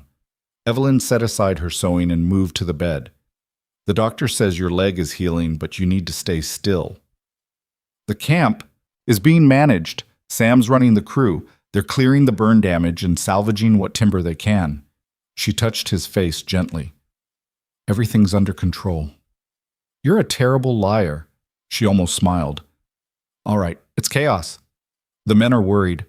We lost 2 weeks of work to the fire, and there's talk that some of the crew might leave if things don't stabilize soon. But Sam's doing his best, and I've been helping where I can." Caleb tried to sit up and immediately gasped in pain. Evelyn pushed him back down with one hand. "Don't be stupid. You have broken ribs." I need to get up, need to see what's happening. What you need is to heal. The camp survived before you were laid up. It'll survive a while longer. He stared at the ceiling, frustration radiating from him in waves. I can't just lie here while everything falls apart. You don't have a choice. She poured water from the pitcher on the nightstand and helped him drink. The doctor says it'll be at least 2 months before you can walk without crutches. Maybe 3 before you can work again. 3 months. He said it like a death sentence. Yes, 3 months. Which means you're going to have to trust other people to keep things running. She set down the cup. Starting with me. He looked at her then, really looked at her. What are you planning? To do what needs doing, same as always. Over the next week, Evelyn learned more about running a logging operation than she'd ever wanted to know. Sam brought her the work schedules, the supply inventories, the accounts of who was owed what and who owed them. She sat at their kitchen table late into the night, deciphering Caleb's cramped handwriting and trying to make sense of numbers that seemed determined to not add up properly. The camp was in worse shape than she'd admitted to Caleb. The fire had destroyed valuable equipment, killed a dozen horses, and burned through their reserve timber. 2 of the crew had quit the day after Caleb was injured, spooked by the close call and worried there wouldn't be enough work to justify staying. Others were getting restless. She called a meeting in the cookhouse on the 8th day. Every man in camp attended, filing in with muddy boots and uncertain expressions. They stood awkwardly, waiting. Evelyn climbed onto a bench so they could all see her. She was already taller than most of them, but the extra height helped. I know you're all worried, she began. Mr. Thorne is injured. The fire set us back, and some of you are wondering if this camp has a future. So I'm going to be honest with you. The next few months are going to be hard. We're behind schedule, we're short on equipment, and we don't know yet what the council's going to decide about the forest. The men shifted, murmuring to each other. She raised her voice. But here's what I do know. This camp has survived worse. Mr. Thorne built this operation from nothing, and he built it on principles that matter: safety, fairness, and respect for the forest that feeds us all. Those principles don't change just because he's laid up for a while. She looked around the room, meeting as many eyes as she could. Sam's going to run day-to-day operations. He knows this work as well as anyone. I'll handle the accounts and supplies. And Mr. Thorne will advise when he's able. If you want to stay and see this through, you'll have work and fair pay. If you want to leave, no one will hold it against you. But decide now. I need to know who I can count on. For a long moment, no one spoke. Then Jack, the logger whose daughter Evelyn had made a dress for, cleared his throat. I'm staying. Mr. Thorne saved my brother's life in that collapse. Figure I owe him at least a season's work. I'm in too, another man said. Ain't never worked for a better boss. One by one, the men declared their intentions. When the last one had spoken, Evelyn counted. They'd lost 5 men total, but the core crew remained. It would be enough. All right then, Sam, you're in charge of work assignments. Get everyone back to salvage operations tomorrow. She climbed down from the bench. And someone fixed the leak in the cookhouse roof before the next rain. It's driving the cook crazy. A few men laughed, and she felt some of the tension ease. They filed out talking among themselves, and Sam hung back, looking uncertain. You sure about this, ma'am? Running a camp ain't easy, even for folks who've been doing it their whole lives. I'm not running it. You are. I'm just keeping the paperwork straight. Still, people are going to talk. Let them. She was so tired of worrying about what people said. We have work to do. The surveyor arrived 2 weeks later, a thin man named Harrison, who looked like a strong wind would blow him over. He had credentials from the territorial government and an assistant who carried an intimidating array of instruments. Evelyn met them at the trailhead with Sam. Mrs. Thorne, Harrison offered his hand. I'm here to assess the High Ridge territory. I know, my husband would greet you himself, but he's recovering from injuries sustained fighting the fire that burned part of the ridge you're here to evaluate. Harrison's expression flickered with something that might have been sympathy. Yes, I heard about that. Unfortunate timing. Arson, more likely, Sam muttered. Sam, Evelyn warned. They had no proof, though she and Caleb both suspected Pemberton had been involved somehow. A fire that convenient, that perfectly timed to damage their case, seemed too coincidental. Harrison cleared his throat. I assure you, Mrs. Thorne, my assessment will be completely impartial. I'll need access to the ridge area, including the sections Mr. Pemberton intends to develop. You'll have it. Sam will guide you. Actually, I was hoping Mr. Thorne might. My husband can barely walk. Sam knows this territory better than anyone except Caleb. You'll be in good hands. She left them to their work and returned to camp, where Caleb was trying to hobble around the cabin on crutches despite the doctor's explicit orders to stay in bed. What are you doing? Getting some air. I've been staring at these walls for 2 weeks. You're supposed to be resting. I've rested enough. He made it to the door and leaned against the frame, breathing hard from the effort. How'd the surveyor seem? Professional, stiff, hard to read. She helped him to a chair on the porch. Sam's showing him around. You trust Sam to handle it? Do you? Caleb nodded slowly. Yeah, I do. They sat in silence for a while, watching the camp's activity. Men moved between the work sites, hauling salvaged timber and clearing burned debris. It looked almost normal, though Evelyn could see the gaps where equipment and workers used to be. You've done good, Caleb said finally, keeping everything together. I haven't done anything except what needed doing. That's more than most people manage. He reached for her hand. I know I ain't said it proper, but thank you for everything. She squeezed his fingers. You'd do the same for me. In a heartbeat. The surveyor spent 10 days on the ridge, measuring, photographing, taking soil samples. Evelyn caught glimpses of him and his assistant moving through the burned sections, their instruments glinting in the sun. Sam reported that Harrison asked good questions and took detailed notes, but gave no indication of what his conclusions might be. On the 11th day, Harrison came to the cabin to speak with Caleb. Evelyn made coffee while the surveyor spread his maps across the kitchen table. I wanted to give you a preliminary briefing before I submit my official report to the council, Harrison said. Professional courtesy. Appreciate that, Caleb said from his chair by the fire. His leg was propped on a stool, still splinted and wrapped. The fire complicated things. It's harder to assess soil stability when the root systems are already compromised, but based on what I found, your concerns about clear-cutting appear to be well-founded. Harrison pointed to sections of his map. The slope here is between 30 and 45 degrees. The soil is primarily decomposed granite and clay, which is inherently unstable. The existing root structure, or what remains of it, is the primary thing preventing large-scale movement. Evelyn set down coffee cups and leaned over the map. What does that mean for Pemberton's proposal? It means clear-cutting would be extremely risky. Not immediately catastrophic, perhaps, but one heavy rain season and you'd see significant slides. Maybe not enough to reach the valley, but certainly enough to destroy logging roads and endanger any camps on the lower slopes. He pulled out another document. The watershed analysis supports this. Heavy erosion would be inevitable with full-scale clear-cutting. The streams would suffer for years. So you're recommending against the development? Caleb asked. I'm recommending significant restrictions. Selective cutting might be feasible with proper safeguards, but the full-scale operation Pemberton proposed? That would be irresponsible. Harrison gathered his papers. My official report will reflect these findings. What the council does with it is up to them. After he left, Evelyn and Caleb sat in silence for a long moment. We might actually win this, Evelyn said. Don't count on it. Pemberton's got money and influence. Harrison's report might not be enough. It has to be. It's the truth. Since when does truth win out over profit?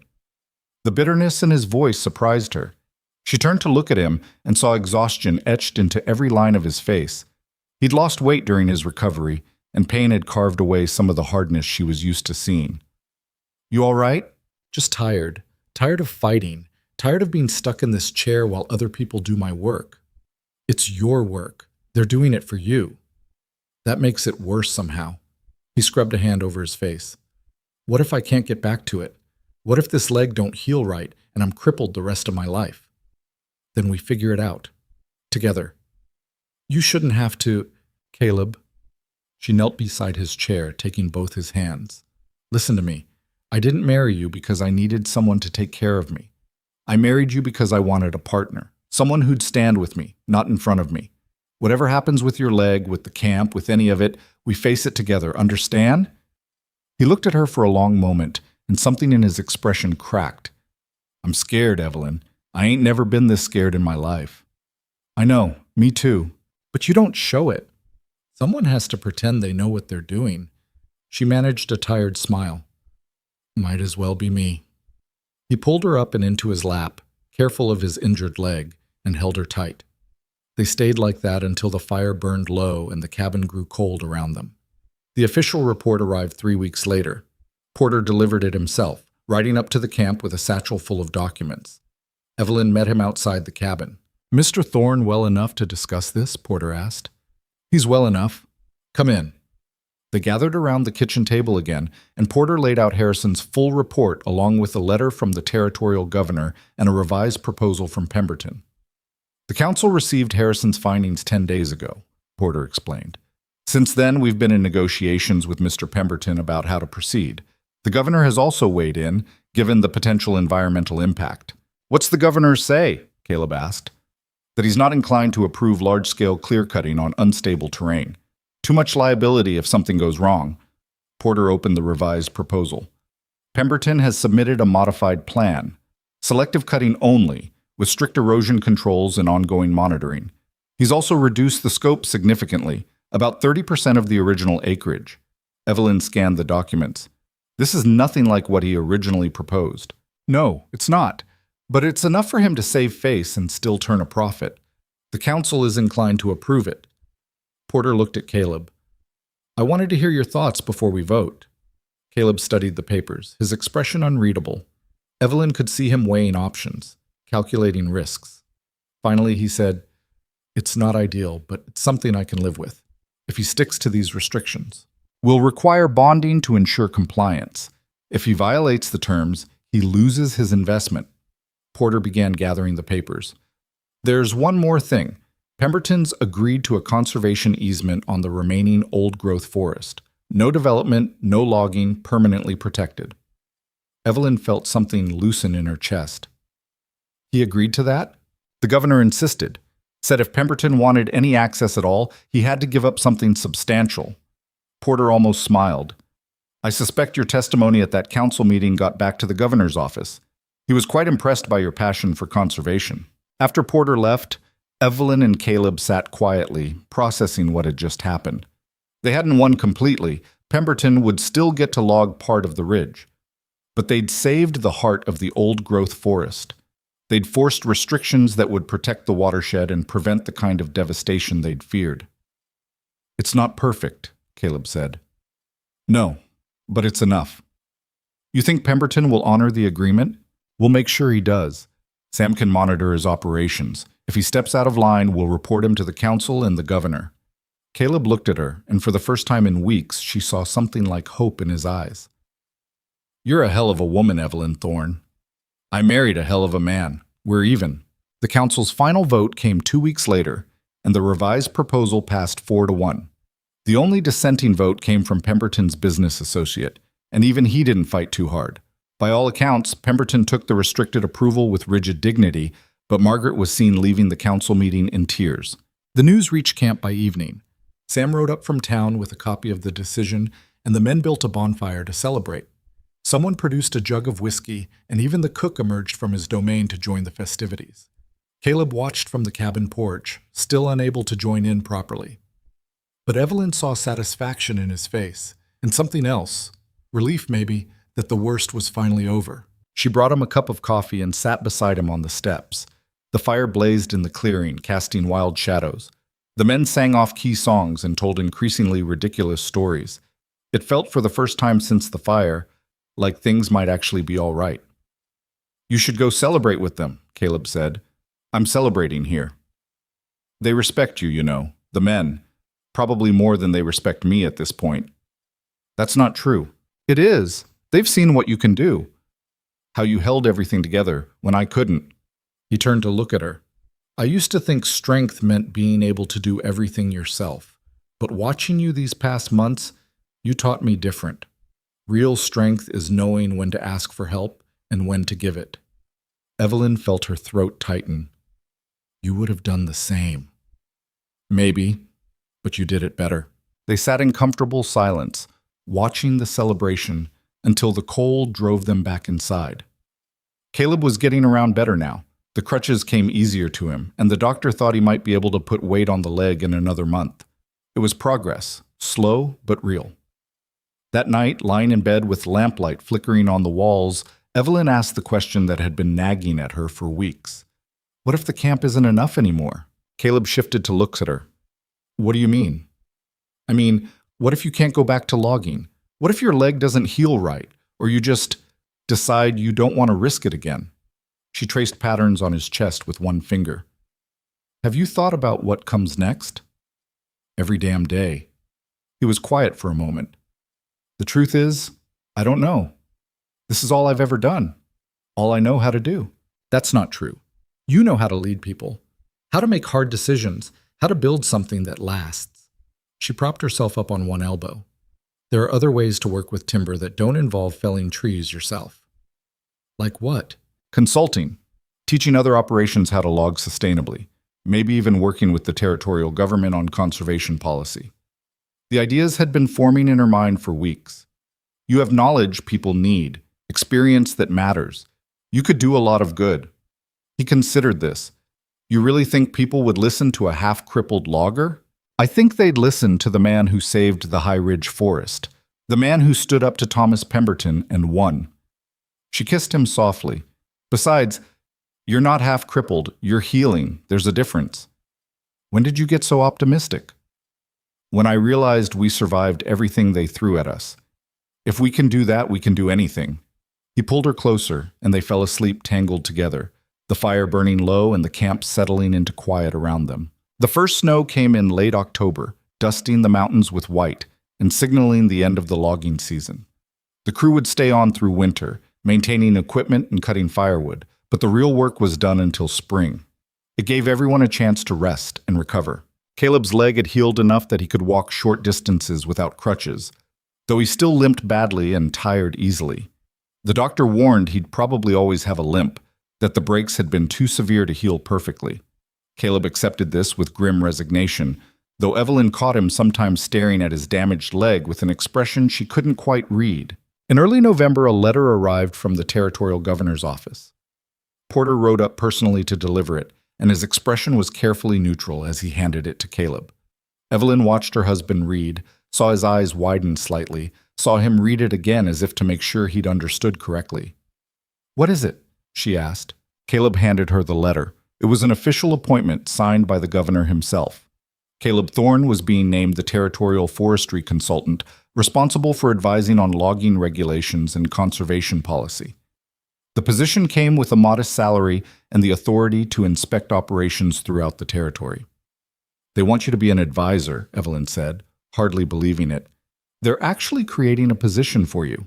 Says here the governor was impressed by my testimony and actions regarding the High Ridge situation," Caleb said slowly.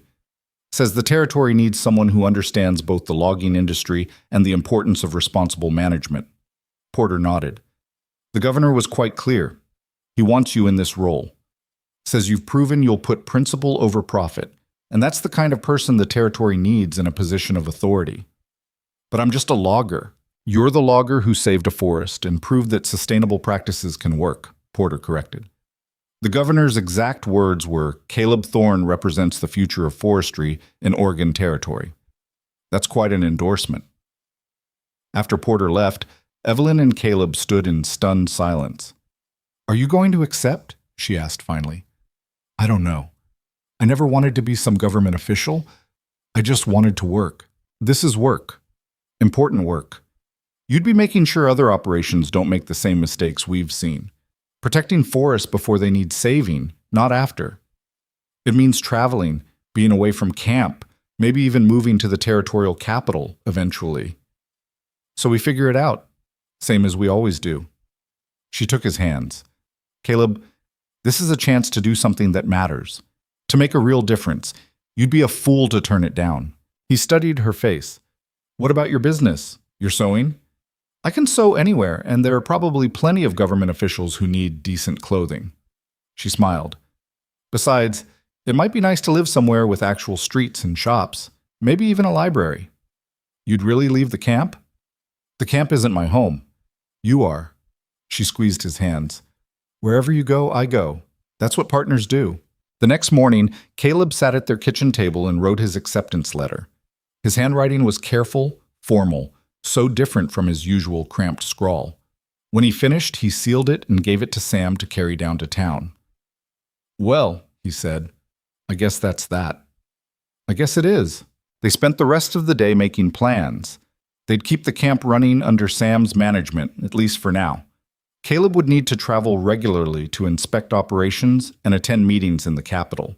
Eventually, they'd probably need to establish a permanent residence closer to the government offices, but that could wait until after winter. That night, lying in bed with snow falling softly outside, Evelyn felt something she hadn't allowed herself to feel in months, genuine hope for the future. "You scared?" Caleb asked. "Terrified. You?" "Same." "Good. Means we're doing something worthwhile." He laughed, and it was the first real, unguarded laugh she'd heard from him since before the fire. "How'd I get lucky enough to marry you?" "You didn't. I married you. Big difference." "Yeah, there is." He pulled her close. "Thank you, Evelyn, for everything, for saving my ass more times than I can count. I'll send you a bill."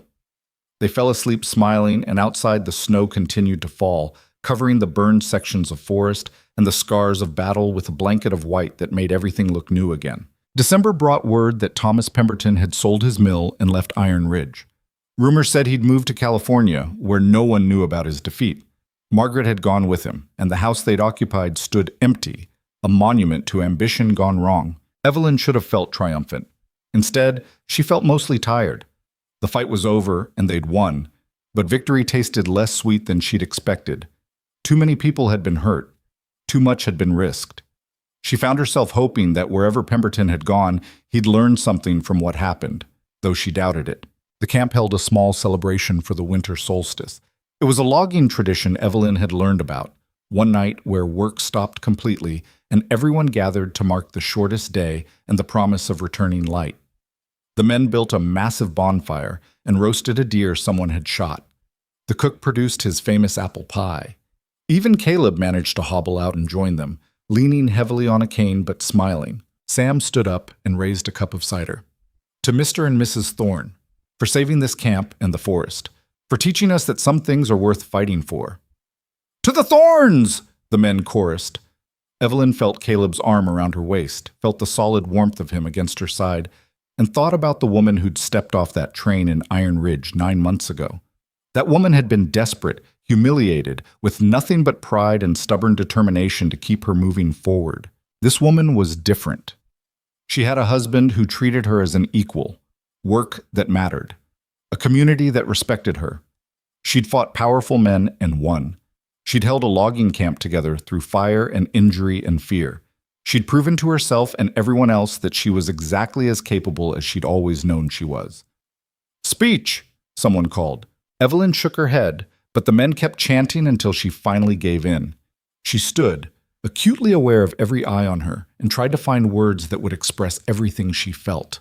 "When I came here," she began, "I was running away from shame and rejection. I thought if I could just survive on my own, just prove I didn't need anyone, that would be enough." She looked around at the faces illuminated by firelight. "But I was wrong. We all need people.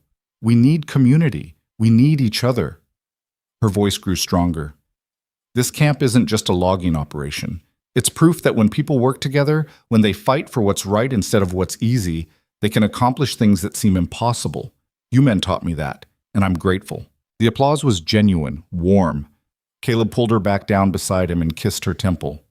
"That was good," he murmured. It was true. They stayed by the fire until it burned low and the cold drove everyone to their cabins. Caleb walked slowly, leaning on Evelyn's arm, his breath misting in the frigid air. Inside, their cabin was warm from the banked coals in the fireplace. "Hard to believe it's almost over," Caleb said as they got ready for bed. "The fight, I mean. Feels like we've been at war forever." "We have been. But now we get to figure out what peace looks like." "Think we'll be any good at it?" "I think we'll figure it out. Like we figure everything else out." She climbed into bed beside him. Together, he pulled her close, and they lay there listening to the wind outside and the crackle of the fire. Evelyn thought about the spring that would come, about the new life waiting for them in the capital, about all the things they'd build together. It wouldn't be easy. Nothing worthwhile ever was. But for the first time since she'd arrived in Oregon Territory, She believed completely that they would succeed because they were partners, because they'd survived everything the world had thrown at them, and because love, real love, the kind built on respect and trust and shared struggle, was stronger than any obstacle they'd face. Outside, the snow fell steadily, and the forest stood silent and patient, waiting for spring. Spring arrived slowly that year, creeping up the mountain in stages. First the snow melted in the valleys, then on the lower slopes, and finally in the high country where the camp sat. By March, the streams were running fast with snowmelt, and the first green shoots pushed through the mud. The forest came alive again, birds returning to nest in branches that had survived the fire. Caleb's leg had healed as much as it was going to. He walked with a pronounced limp now, and there were days when the pain was bad enough that he couldn't hide it no matter how hard he tried. But he could walk, could ride a horse for short distances, could do most of what he needed to do even if it took him longer than before. His first trip as territorial forestry consultant came in early April. The governor had requested his presence at a logging operation near the coast that was under investigation for illegal clear-cutting. Evelyn packed his bag while he stood at the window, staring out at the forest. "You're nervous," she observed. "I'm about to tell a bunch of loggers they're doing their jobs wrong. Yeah, I'm nervous. You're about to enforce regulations that protect the forest and the communities that depend on it. That's different." "Is it?" He turned to face her. "These men are just trying to make a living, same as I was. And you'll help them figure out how to do that without destroying everything in the process. That's the whole point." She folded his spare shirt and tucked it into the bag. "You know what needs to be done. Trust yourself." The trip took him away for 2 weeks. Evelyn used the time to finalize arrangements for their move to the capital, which was scheduled for June. Sam would take over full management of the camp, with Caleb maintaining ownership but stepping back from day-to-day operations. It was the right decision, but Evelyn knew it cost Caleb something to let go of the work he'd built his life around. She spent long days sorting through their belongings, deciding what to take and what to leave. The cabin held more memories than possessions. The table where they'd planned their fight against Pemberton, the bed where Caleb had recovered from his injuries, the corner where her sewing machine still sat, a testament to the independence she'd fought so hard to maintain. Mrs. Kowalski rode up from town one afternoon with news and a basket of fresh bread. The old woman had aged noticeably over the winter, moving more slowly, but her eyes were as sharp as ever. "Heard you're leaving us for the capital," she said, settling into a chair with a grunt. "Not leaving, just relocating. We'll be back to visit." "That's what they all say." Mrs. Kowalski broke off a piece of bread and chewed thoughtfully. "You done good, girl. Better than I expected when you first showed up on my doorstep looking like a whipped dog." "I wasn't that bad. You were worse, all pride and hurt feelings and no idea what you were going to do next." The old woman smiled. "But you figured it out. Found yourself a good man, fought off the bad ones, built something that matters. That's more than most people manage in a lifetime." Evelyn felt her throat tighten. "I couldn't have done it without you. You gave me a chance when no one else would. I gave you a room and some laundry. You did the rest yourself." Mrs. Kowalski reached across and patted her hand. "Don't forget that. When things get hard in the capital, when fancy people try to make you feel small again, remember what you survived. Remember who you are." "I will. And don't let Caleb forget it either. Men get wrapped up in their work and forget the women standing beside them made half of it possible. Caleb's not like that. All men are like that sometimes. It's your job to remind him when he forgets." They talked until the sun began to set, and when Mrs. Kowalski finally left, Evelyn stood on the porch and watched her ride down the trail. She had a feeling it might be the last time she saw the old woman, and the thought sat heavy in her chest. Caleb returned from the coast looking exhausted but satisfied. He'd shut down the illegal operation and fined the owners heavily, but he'd also helped them develop a sustainable plan that would let them stay in business legally. The territorial newspapers had covered the story, praising the governor's new forestry consultant for his balanced approach. "They called me fair but firm," Caleb said, reading from the newspaper article. "Said I represent a new era of conservation in the territory." "You do." "Feels strange being written about in newspapers, being someone people talk about." Evelyn took the paper from him and set it aside. "You'll get used to it, and if you don't, that's fine too. The work matters more than the recognition." He pulled her into his lap, careful as always of his bad leg. When did you get so wise? About the same time you stopped being so stubborn. I'm still stubborn. I know. But now you're stubborn about the right things. They spent the next weeks preparing for the move, saying goodbye to the men who'd become friends, to the forest that had tested them and shaped them. Sam threw them a farewell dinner in the cookhouse, and every man in camp attended. Jack gave a speech that made even the hardened loggers tear up a little. The cook presented them with a massive cake that listed slightly but tasted perfect. You're always welcome here, Sam said, shaking Caleb's hand. This is still your camp no matter where you live. Take care of it, Caleb replied. And the men, they're what matters most. I know, you taught me that. The day they left, the entire camp turned out to see them off. Evelyn and Caleb rode down the mountain trail with the sun just breaking over the ridge. And when Evelyn looked back, she saw the men standing together watching them go. She raised her hand in farewell, and they raised theirs in return. The capital was everything Iron Ridge wasn't: crowded, noisy, full of buildings made of brick and stone instead of rough timber. Evelyn found it overwhelming at first, the sheer number of people pressing in from all sides. But she also found bookstores and theaters and shops with goods from around the world. She found other women who ran businesses, who spoke their minds in public, who weren't afraid to take up space. Their new house was smaller than the cabin but more refined, with glass windows and wooden floors that didn't creak. Evelyn set up her sewing machine in a spare room and put out a discreet advertisement for custom tailoring. Within a week, she had her first customers, government officials who needed quality work and didn't care about the height of the seamstress who provided it. Caleb threw himself into his new role with the intensity Evelyn had come to expect from him. He traveled constantly those first months, inspecting operations across the territory, writing reports, testifying before committees. He came home exhausted and frustrated, ranting about corrupt officials and short-sighted logging companies. And Evelyn learned to listen until he talked himself out before offering advice. They don't care about the forest, he said one night, pacing their small parlor despite his limp. They just care about profit. How am I supposed to change that?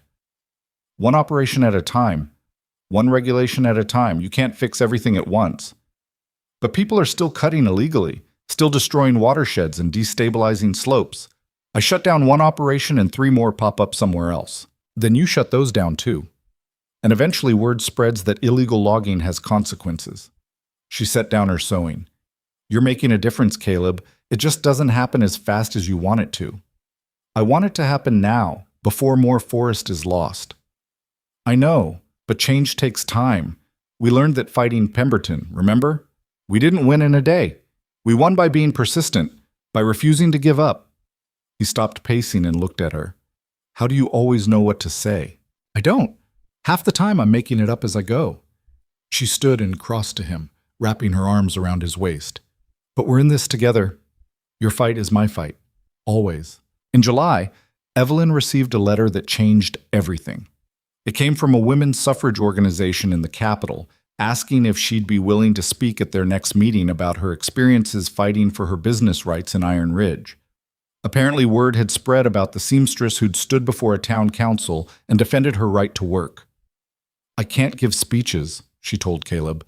I'm not a public speaker. You spoke at the council meeting just fine. That was different. I was angry. Anger makes you brave. Then get angry again. These women want to hear your story, want to know how you survived in a town that didn't want you. He took the letter from her hands. Besides, you might find you're good at it. The meeting was held in a church basement, and about 30 women attended. Evelyn stood at the front of the room, her notes shaking in her hands, and told them about arriving in Iron Ridge, about Thomas Pemberton's rejection, about building a business despite the town's hostility. She told them about the council meeting, about standing up to men who thought her gender made her less capable. When she finished, the room erupted in applause. Women stood, some of them crying, and afterward they crowded around her with questions and stories of their own struggles. One woman grabbed her hand and squeezed it hard. Thank you, she whispered. Thank you for showing us it's possible. Evelyn rode home in a daze. She'd never thought of herself as inspiring. She'd just done what needed doing. But these women saw something else, proof that persistence and courage could overcome prejudice, that refusing to accept limitations could create new possibilities. They want me to speak again, she told Caleb that night, at a larger gathering next month. You gonna do it? I think I might. He smiled. Good. You've got things to say that people need to hear. Over the next months, Evelyn became a regular speaker at suffrage meetings and women's business associations. She never got completely comfortable with public speaking, but she learned to channel her nervousness into passion, to tell her story in ways that resonated with women facing their own battles. She talked about the importance of economic independence, about refusing to let rejection define you, about finding strength in community. And she talked about Caleb, about finding a partner who saw her as an equal rather than a subordinate, about how real love meant supporting each other's ambitions rather than competing with them. Marriage shouldn't diminish either person, she told a room full of women in October.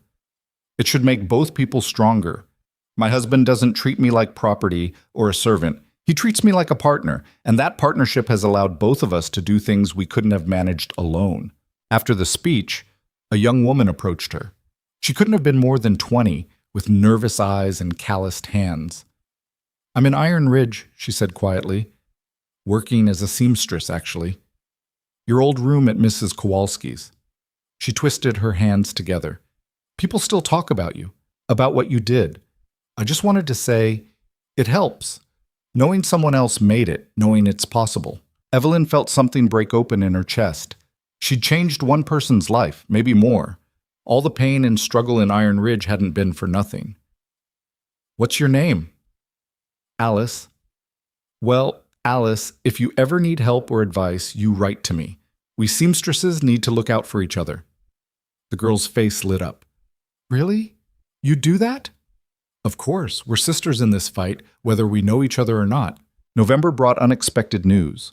Porter rode up from Iron Ridge with a message from the governor. Thomas Pemberton had died in California, killed in a bar fight over a gambling debt. His sister Margaret had written to the territorial authorities, requesting that his body be returned to Iron Ridge for burial. Evelyn wasn't sure how to feel. She'd hated Pemberton for what he'd tried to do to her, to Caleb, to the forest, but she'd never wished him dead. He made his choices, Caleb said when she told him. Can't undo them now. I know, but he could have been different if he'd just let go of his pride, if he'd treated people with basic decency. But he didn't, and that's on him, not you. They didn't attend the funeral. It felt hypocritical to mourn a man they'd fought so hard against. But Evelyn sent flowers with a simple card that read, May you find the peace you couldn't find in life. Margaret returned to Iron Ridge to settle her brother's affairs, but she didn't stay long. Word reached the capital that she'd remarried and moved east, leaving Oregon Territory behind forever. Evelyn felt a strange sense of relief. The chapter was truly closed now. All the people who'd tried to crush her were gone, and she was still standing. Winter came again, and with it a letter from Mrs. Kowalski. The old woman was ill, the letter explained in her nephew's careful handwriting. She probably wouldn't make it to spring. She wanted to say goodbye.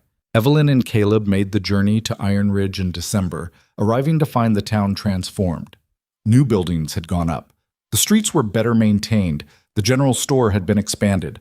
Progress had come to the frontier just like Pemberton had promised, but without the environmental destruction he'd planned. Mrs. Kowalski was bedridden in the boarding house, shrunken and fragile in a way that made Evelyn's heart ache. But her eyes were still sharp when Evelyn entered the room. Took you long enough, the old woman rasped. We came as soon as we got the letter. Liar. You came because you felt guilty. Mrs. Kowalski coughed, and her nephew helped her sip water. But I'm glad you're here. Got some things to say before I go. Don't talk like that. Hush. I'm old and I'm dying. Let me speak my piece. She fixed Evelyn with that piercing stare. I'm proud of you, girl. Proud of everything you became. When you first came here, you were all sharp edges and hurt feelings. Now look at you, strong, confident, making a difference in the world. You helped me become that. I gave you a place to sleep. You did the rest. She reached out a trembling hand, and Evelyn took it. Don't waste it, you hear? Don't ever let anyone make you small again. You're too important for that. I won't, I promise. Mrs. Kowalski smiled. Good. Now go away. I'm tired. She died 3 days later, peacefully in her sleep. The funeral was well attended. She'd touched many lives in her decades running the boarding house. Evelyn stood beside Caleb at the graveside and thought about all the ways one person's kindness could ripple outward, changing lives in ways they'd never know. They stayed in Iron Ridge for a week, visiting the camp and seeing how Sam had transformed it.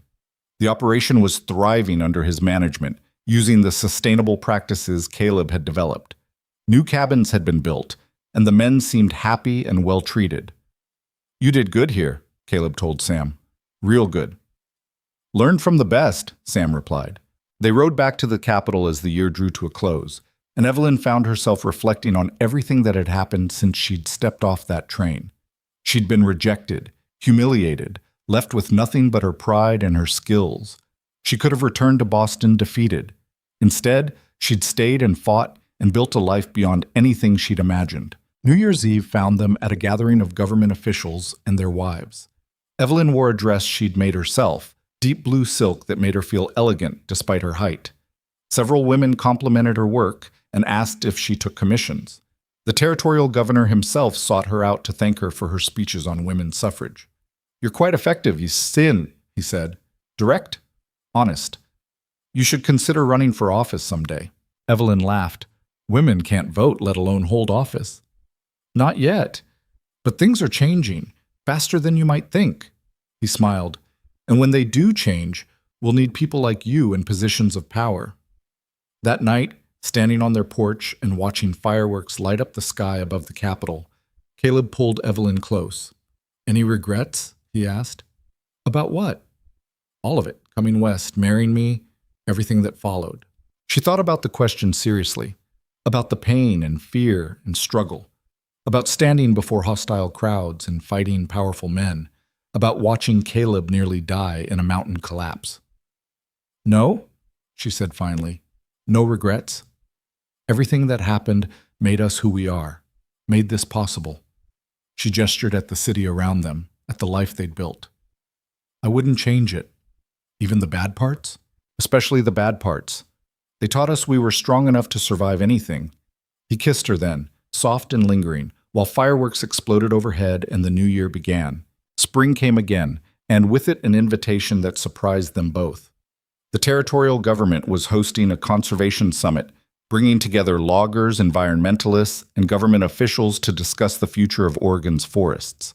Caleb was invited as the keynote speaker, and Evelyn as a representative of the women's business community. The summit lasted 3 days and attracted people from across the territory and beyond. Caleb delivered a powerful speech about sustainable forestry, about balancing economic needs with environmental protection. He talked about the High Ridge Forest, about what they'd saved and why it mattered. "We can't keep treating forests like they're infinite," he said, his voice carrying across the packed hall. "They're not. They're precious resources that take centuries to grow and minutes to destroy. We have a responsibility to future generations to manage them wisely, to leave something behind besides stumps and erosion." The applause was thunderous. Afterward, dozens of logging operators approached him with questions, wanting to learn how to implement sustainable practices in their own operations. Evelyn watched from the side of the room and felt fierce pride. This was what they'd fought for. This moment of recognition, of validation, of change beginning to take root. Her own speech came the next day. She talked about economic independence, about how protecting women's right to own businesses and control their own finances benefited entire communities. She used her own story as an example, how her seamstress business had provided essential services to loggers while giving her the means to survive and eventually thrive. "When you limit women's opportunities, you limit everyone's opportunities," she concluded. "When you tell half the population they can't participate fully in economic life, you weaken the entire economy. Supporting women's rights isn't just morally correct, it's practically necessary." The response was mixed, some enthusiastic, others skeptical. But several influential politicians approached her afterward to discuss policy proposals. Real change was possible, she realized. Slow, hard-won change, but possible. That evening, she and Caleb walked along the river that ran through the Capitol, watching the sunset paint the water gold and orange. "We've come a long way," Caleb said. "We have. You ever think about where we'll be 10 years from now? 20? Evelyn considered. "I think we'll still be fighting. For forests, for women's rights, for all the things that matter, but I think we'll be winning more than we lose." "You really believe that?" "I have to. Otherwise, what's the point?" She stopped walking and turned to face him. But wherever we end up, whatever we're doing, we'll be doing it together. That's the only part I'm certain of." He cupped her face in his hands. "I love you, Evelyn Thorne. I don't say it enough, but I do. I know. And I love you, even when you're stubborn and impossible and drive me crazy. Especially then?" Especially then. They walked home as the stars came out, and Evelyn thought about the woman she'd been and the woman she'd become. The scared, rejected mail-order bride had transformed into someone who gave speeches, influenced policy, and inspired other women to fight for their rights. The lonely seamstress had found partnership and purpose. The person who'd felt worthless had discovered her worth. But the core of who she was hadn't changed. She was still tall, still direct, still unwilling to make herself smaller to fit other people's expectations. She'd just learned that those qualities were strengths, not flaws. That being different wasn't something to apologize for. In June, they received an invitation to return to Iron Ridge for a special ceremony. The town council had voted to name the newly protected forest after them, the Thorne Conservation Area. It would stand as a permanent reminder of what they'd fought for and won. The ceremony took place on a clear Saturday morning, with half the town in attendance. Even people who'd once whispered about Evelyn or dismissed Caleb's concerns had shown up. Porter gave a speech about the importance of conservation. Sam represented the logging community, talking about how sustainable practices benefited everyone. Then they unveiled a sign at the forest's edge. Thorne Conservation Area, established 1874, protected for future generations. Evelyn stared at it, overwhelmed. Their names would outlast them now, carved into this place they'd saved. Long after they were gone, people would walk these trails and know that someone had cared enough to protect this beauty. "What do you think?" Caleb asked quietly. "I think it's perfect. I think we did something that matters." We did. They spent the afternoon hiking the forest trails, and Evelyn marveled at how much had recovered since the fire. New growth pushed up through the burned sections. Wildlife had returned. The streams ran clear and cold. The forest was healing, just like they'd healed, scars and all. That night, they stood outside the cabin, their cabin, even though Sam lived there now, and looked up at the stars scattered across the black sky. The same stars that had been there when Evelyn first arrived in Oregon Territory, heartbroken and desperate. "You know what I've learned?" Evelyn said. "What's that?" "That rejection isn't the end of your story. It's just the beginning. When Pemberton turned me away on that train platform, I thought my life was over. But it was actually just starting. Everything good that's happened came from that moment of humiliation." Caleb was quiet for a moment.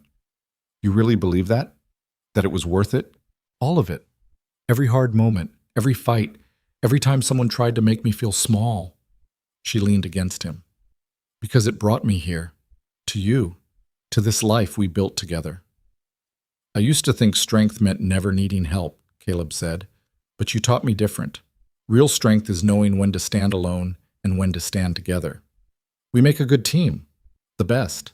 They returned to the capital the next day, but Evelyn carried the memory of that forest with her. The trees they'd saved, the legacy they'd created, the proof that ordinary people could fight powerful forces and win if they were willing to stand their ground. The years that followed brought more changes. Caleb's conservation work expanded across the territory and eventually to neighboring states. Evelyn's speaking engagements multiplied, and she became a recognized voice in the suffrage movement. They bought a larger house to accommodate their growing responsibilities, but they kept the simplicity they'd learned in the logging camp. Other mail-order brides began writing to Evelyn, asking for advice, sharing their own stories of rejection and survival. She answered every letter, offering encouragement and practical guidance. She helped several women establish their own businesses, using her experience to smooth their paths. "You're changing lives," Caleb told her one evening, watching her work through her correspondence. "I'm just sharing what I learned, that you don't need someone else's approval to have worth, that independence isn't selfishness, that loving someone doesn't mean losing yourself." Those are big lessons. I learned them the hard way. Might as well help others learn them easier. In 1878, 4 years after they'd saved the forest, Evelyn stood before a crowd of over 500 women at a suffrage rally in the territorial capital. She was 42 years old now, her hair showing threads of silver, her face marked by time and struggle and joy. She no longer felt self-conscious about her height. If anything, she used it to command attention, to make herself impossible to ignore. "They told me I was too tall to be a wife," she said, her voice carrying across the packed hall. Too old, too independent. They told me a woman alone had no future. They tried to shut down my business. They tried to silence me when I spoke up. They tried everything they could to make me disappear. She paused, letting the words sink in. But I'm still here, still standing, still fighting, and so are you. She looked around the room, meeting the eyes of women young and old, poor and prosperous, all united in their demand for equality. They can reject us. They can humiliate us. They can try to break our spirits, but they can't make us disappear unless we let them. And we're not going to let them, are we? The response was deafening. Women on their feet, cheering, crying, holding hands and lifting their voices together. And in that moment, Evelyn understood completely what her journey had been for. Not just for herself, for all of them. For every woman who'd been told she was too much or not enough. For every person who'd been rejected and had to decide whether to let that rejection define them. After the rally, walking home with Caleb through streets lit by gas lamps, Evelyn felt a profound sense of peace. She'd found what she'd been searching for all along, not just survival, but purpose. Not just independence, but belonging. Not just acceptance, but the ability to accept herself. Thank you, she said suddenly. For what?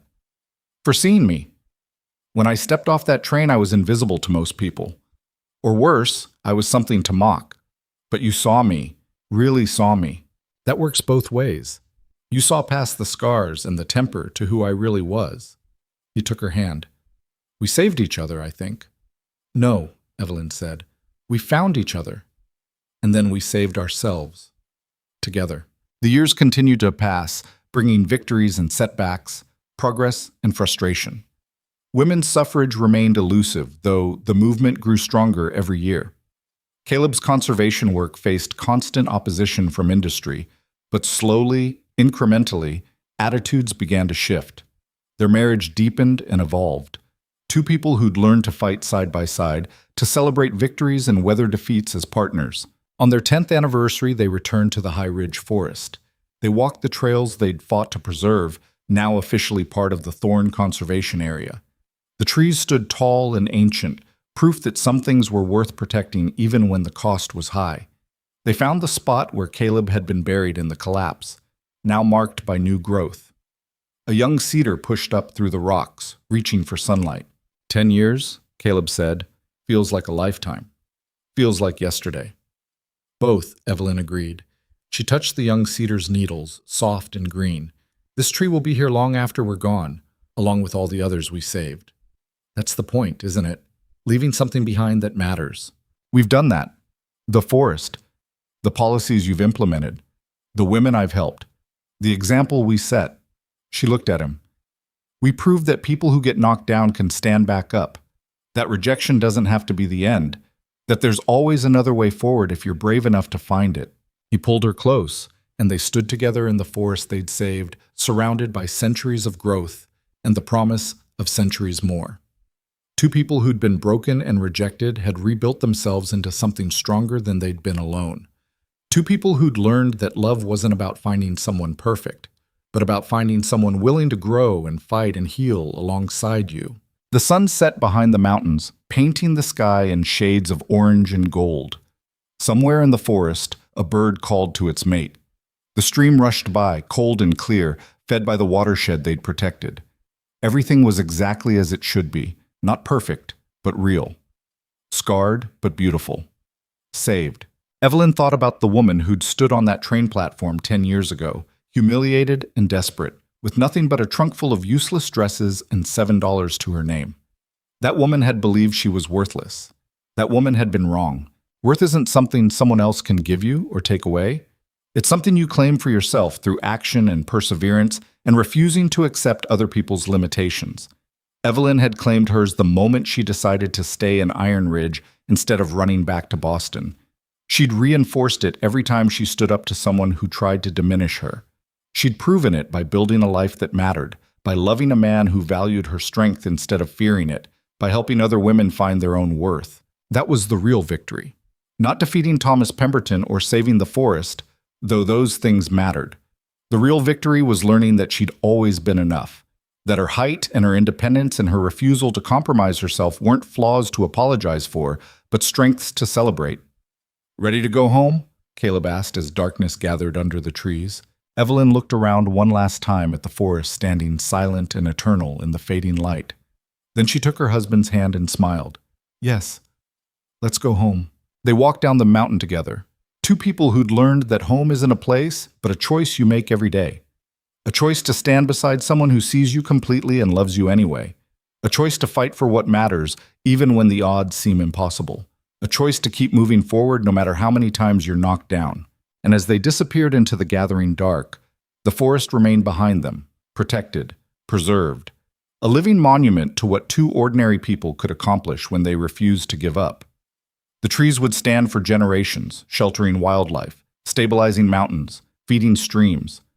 Long after Evelyn and Caleb were gone, their legacy would endure. Because some battles are worth fighting, some things are worth protecting, and some love stories are worth the struggle it takes to claim them. The stars came out one by one, ancient and unwavering, watching over a forest that would stand for centuries, watching over a love that had survived everything the world could throw at it, watching over two people who'd learned the most important lesson of all, that worth isn't given, it's earned, and once earned, no one can ever take it away.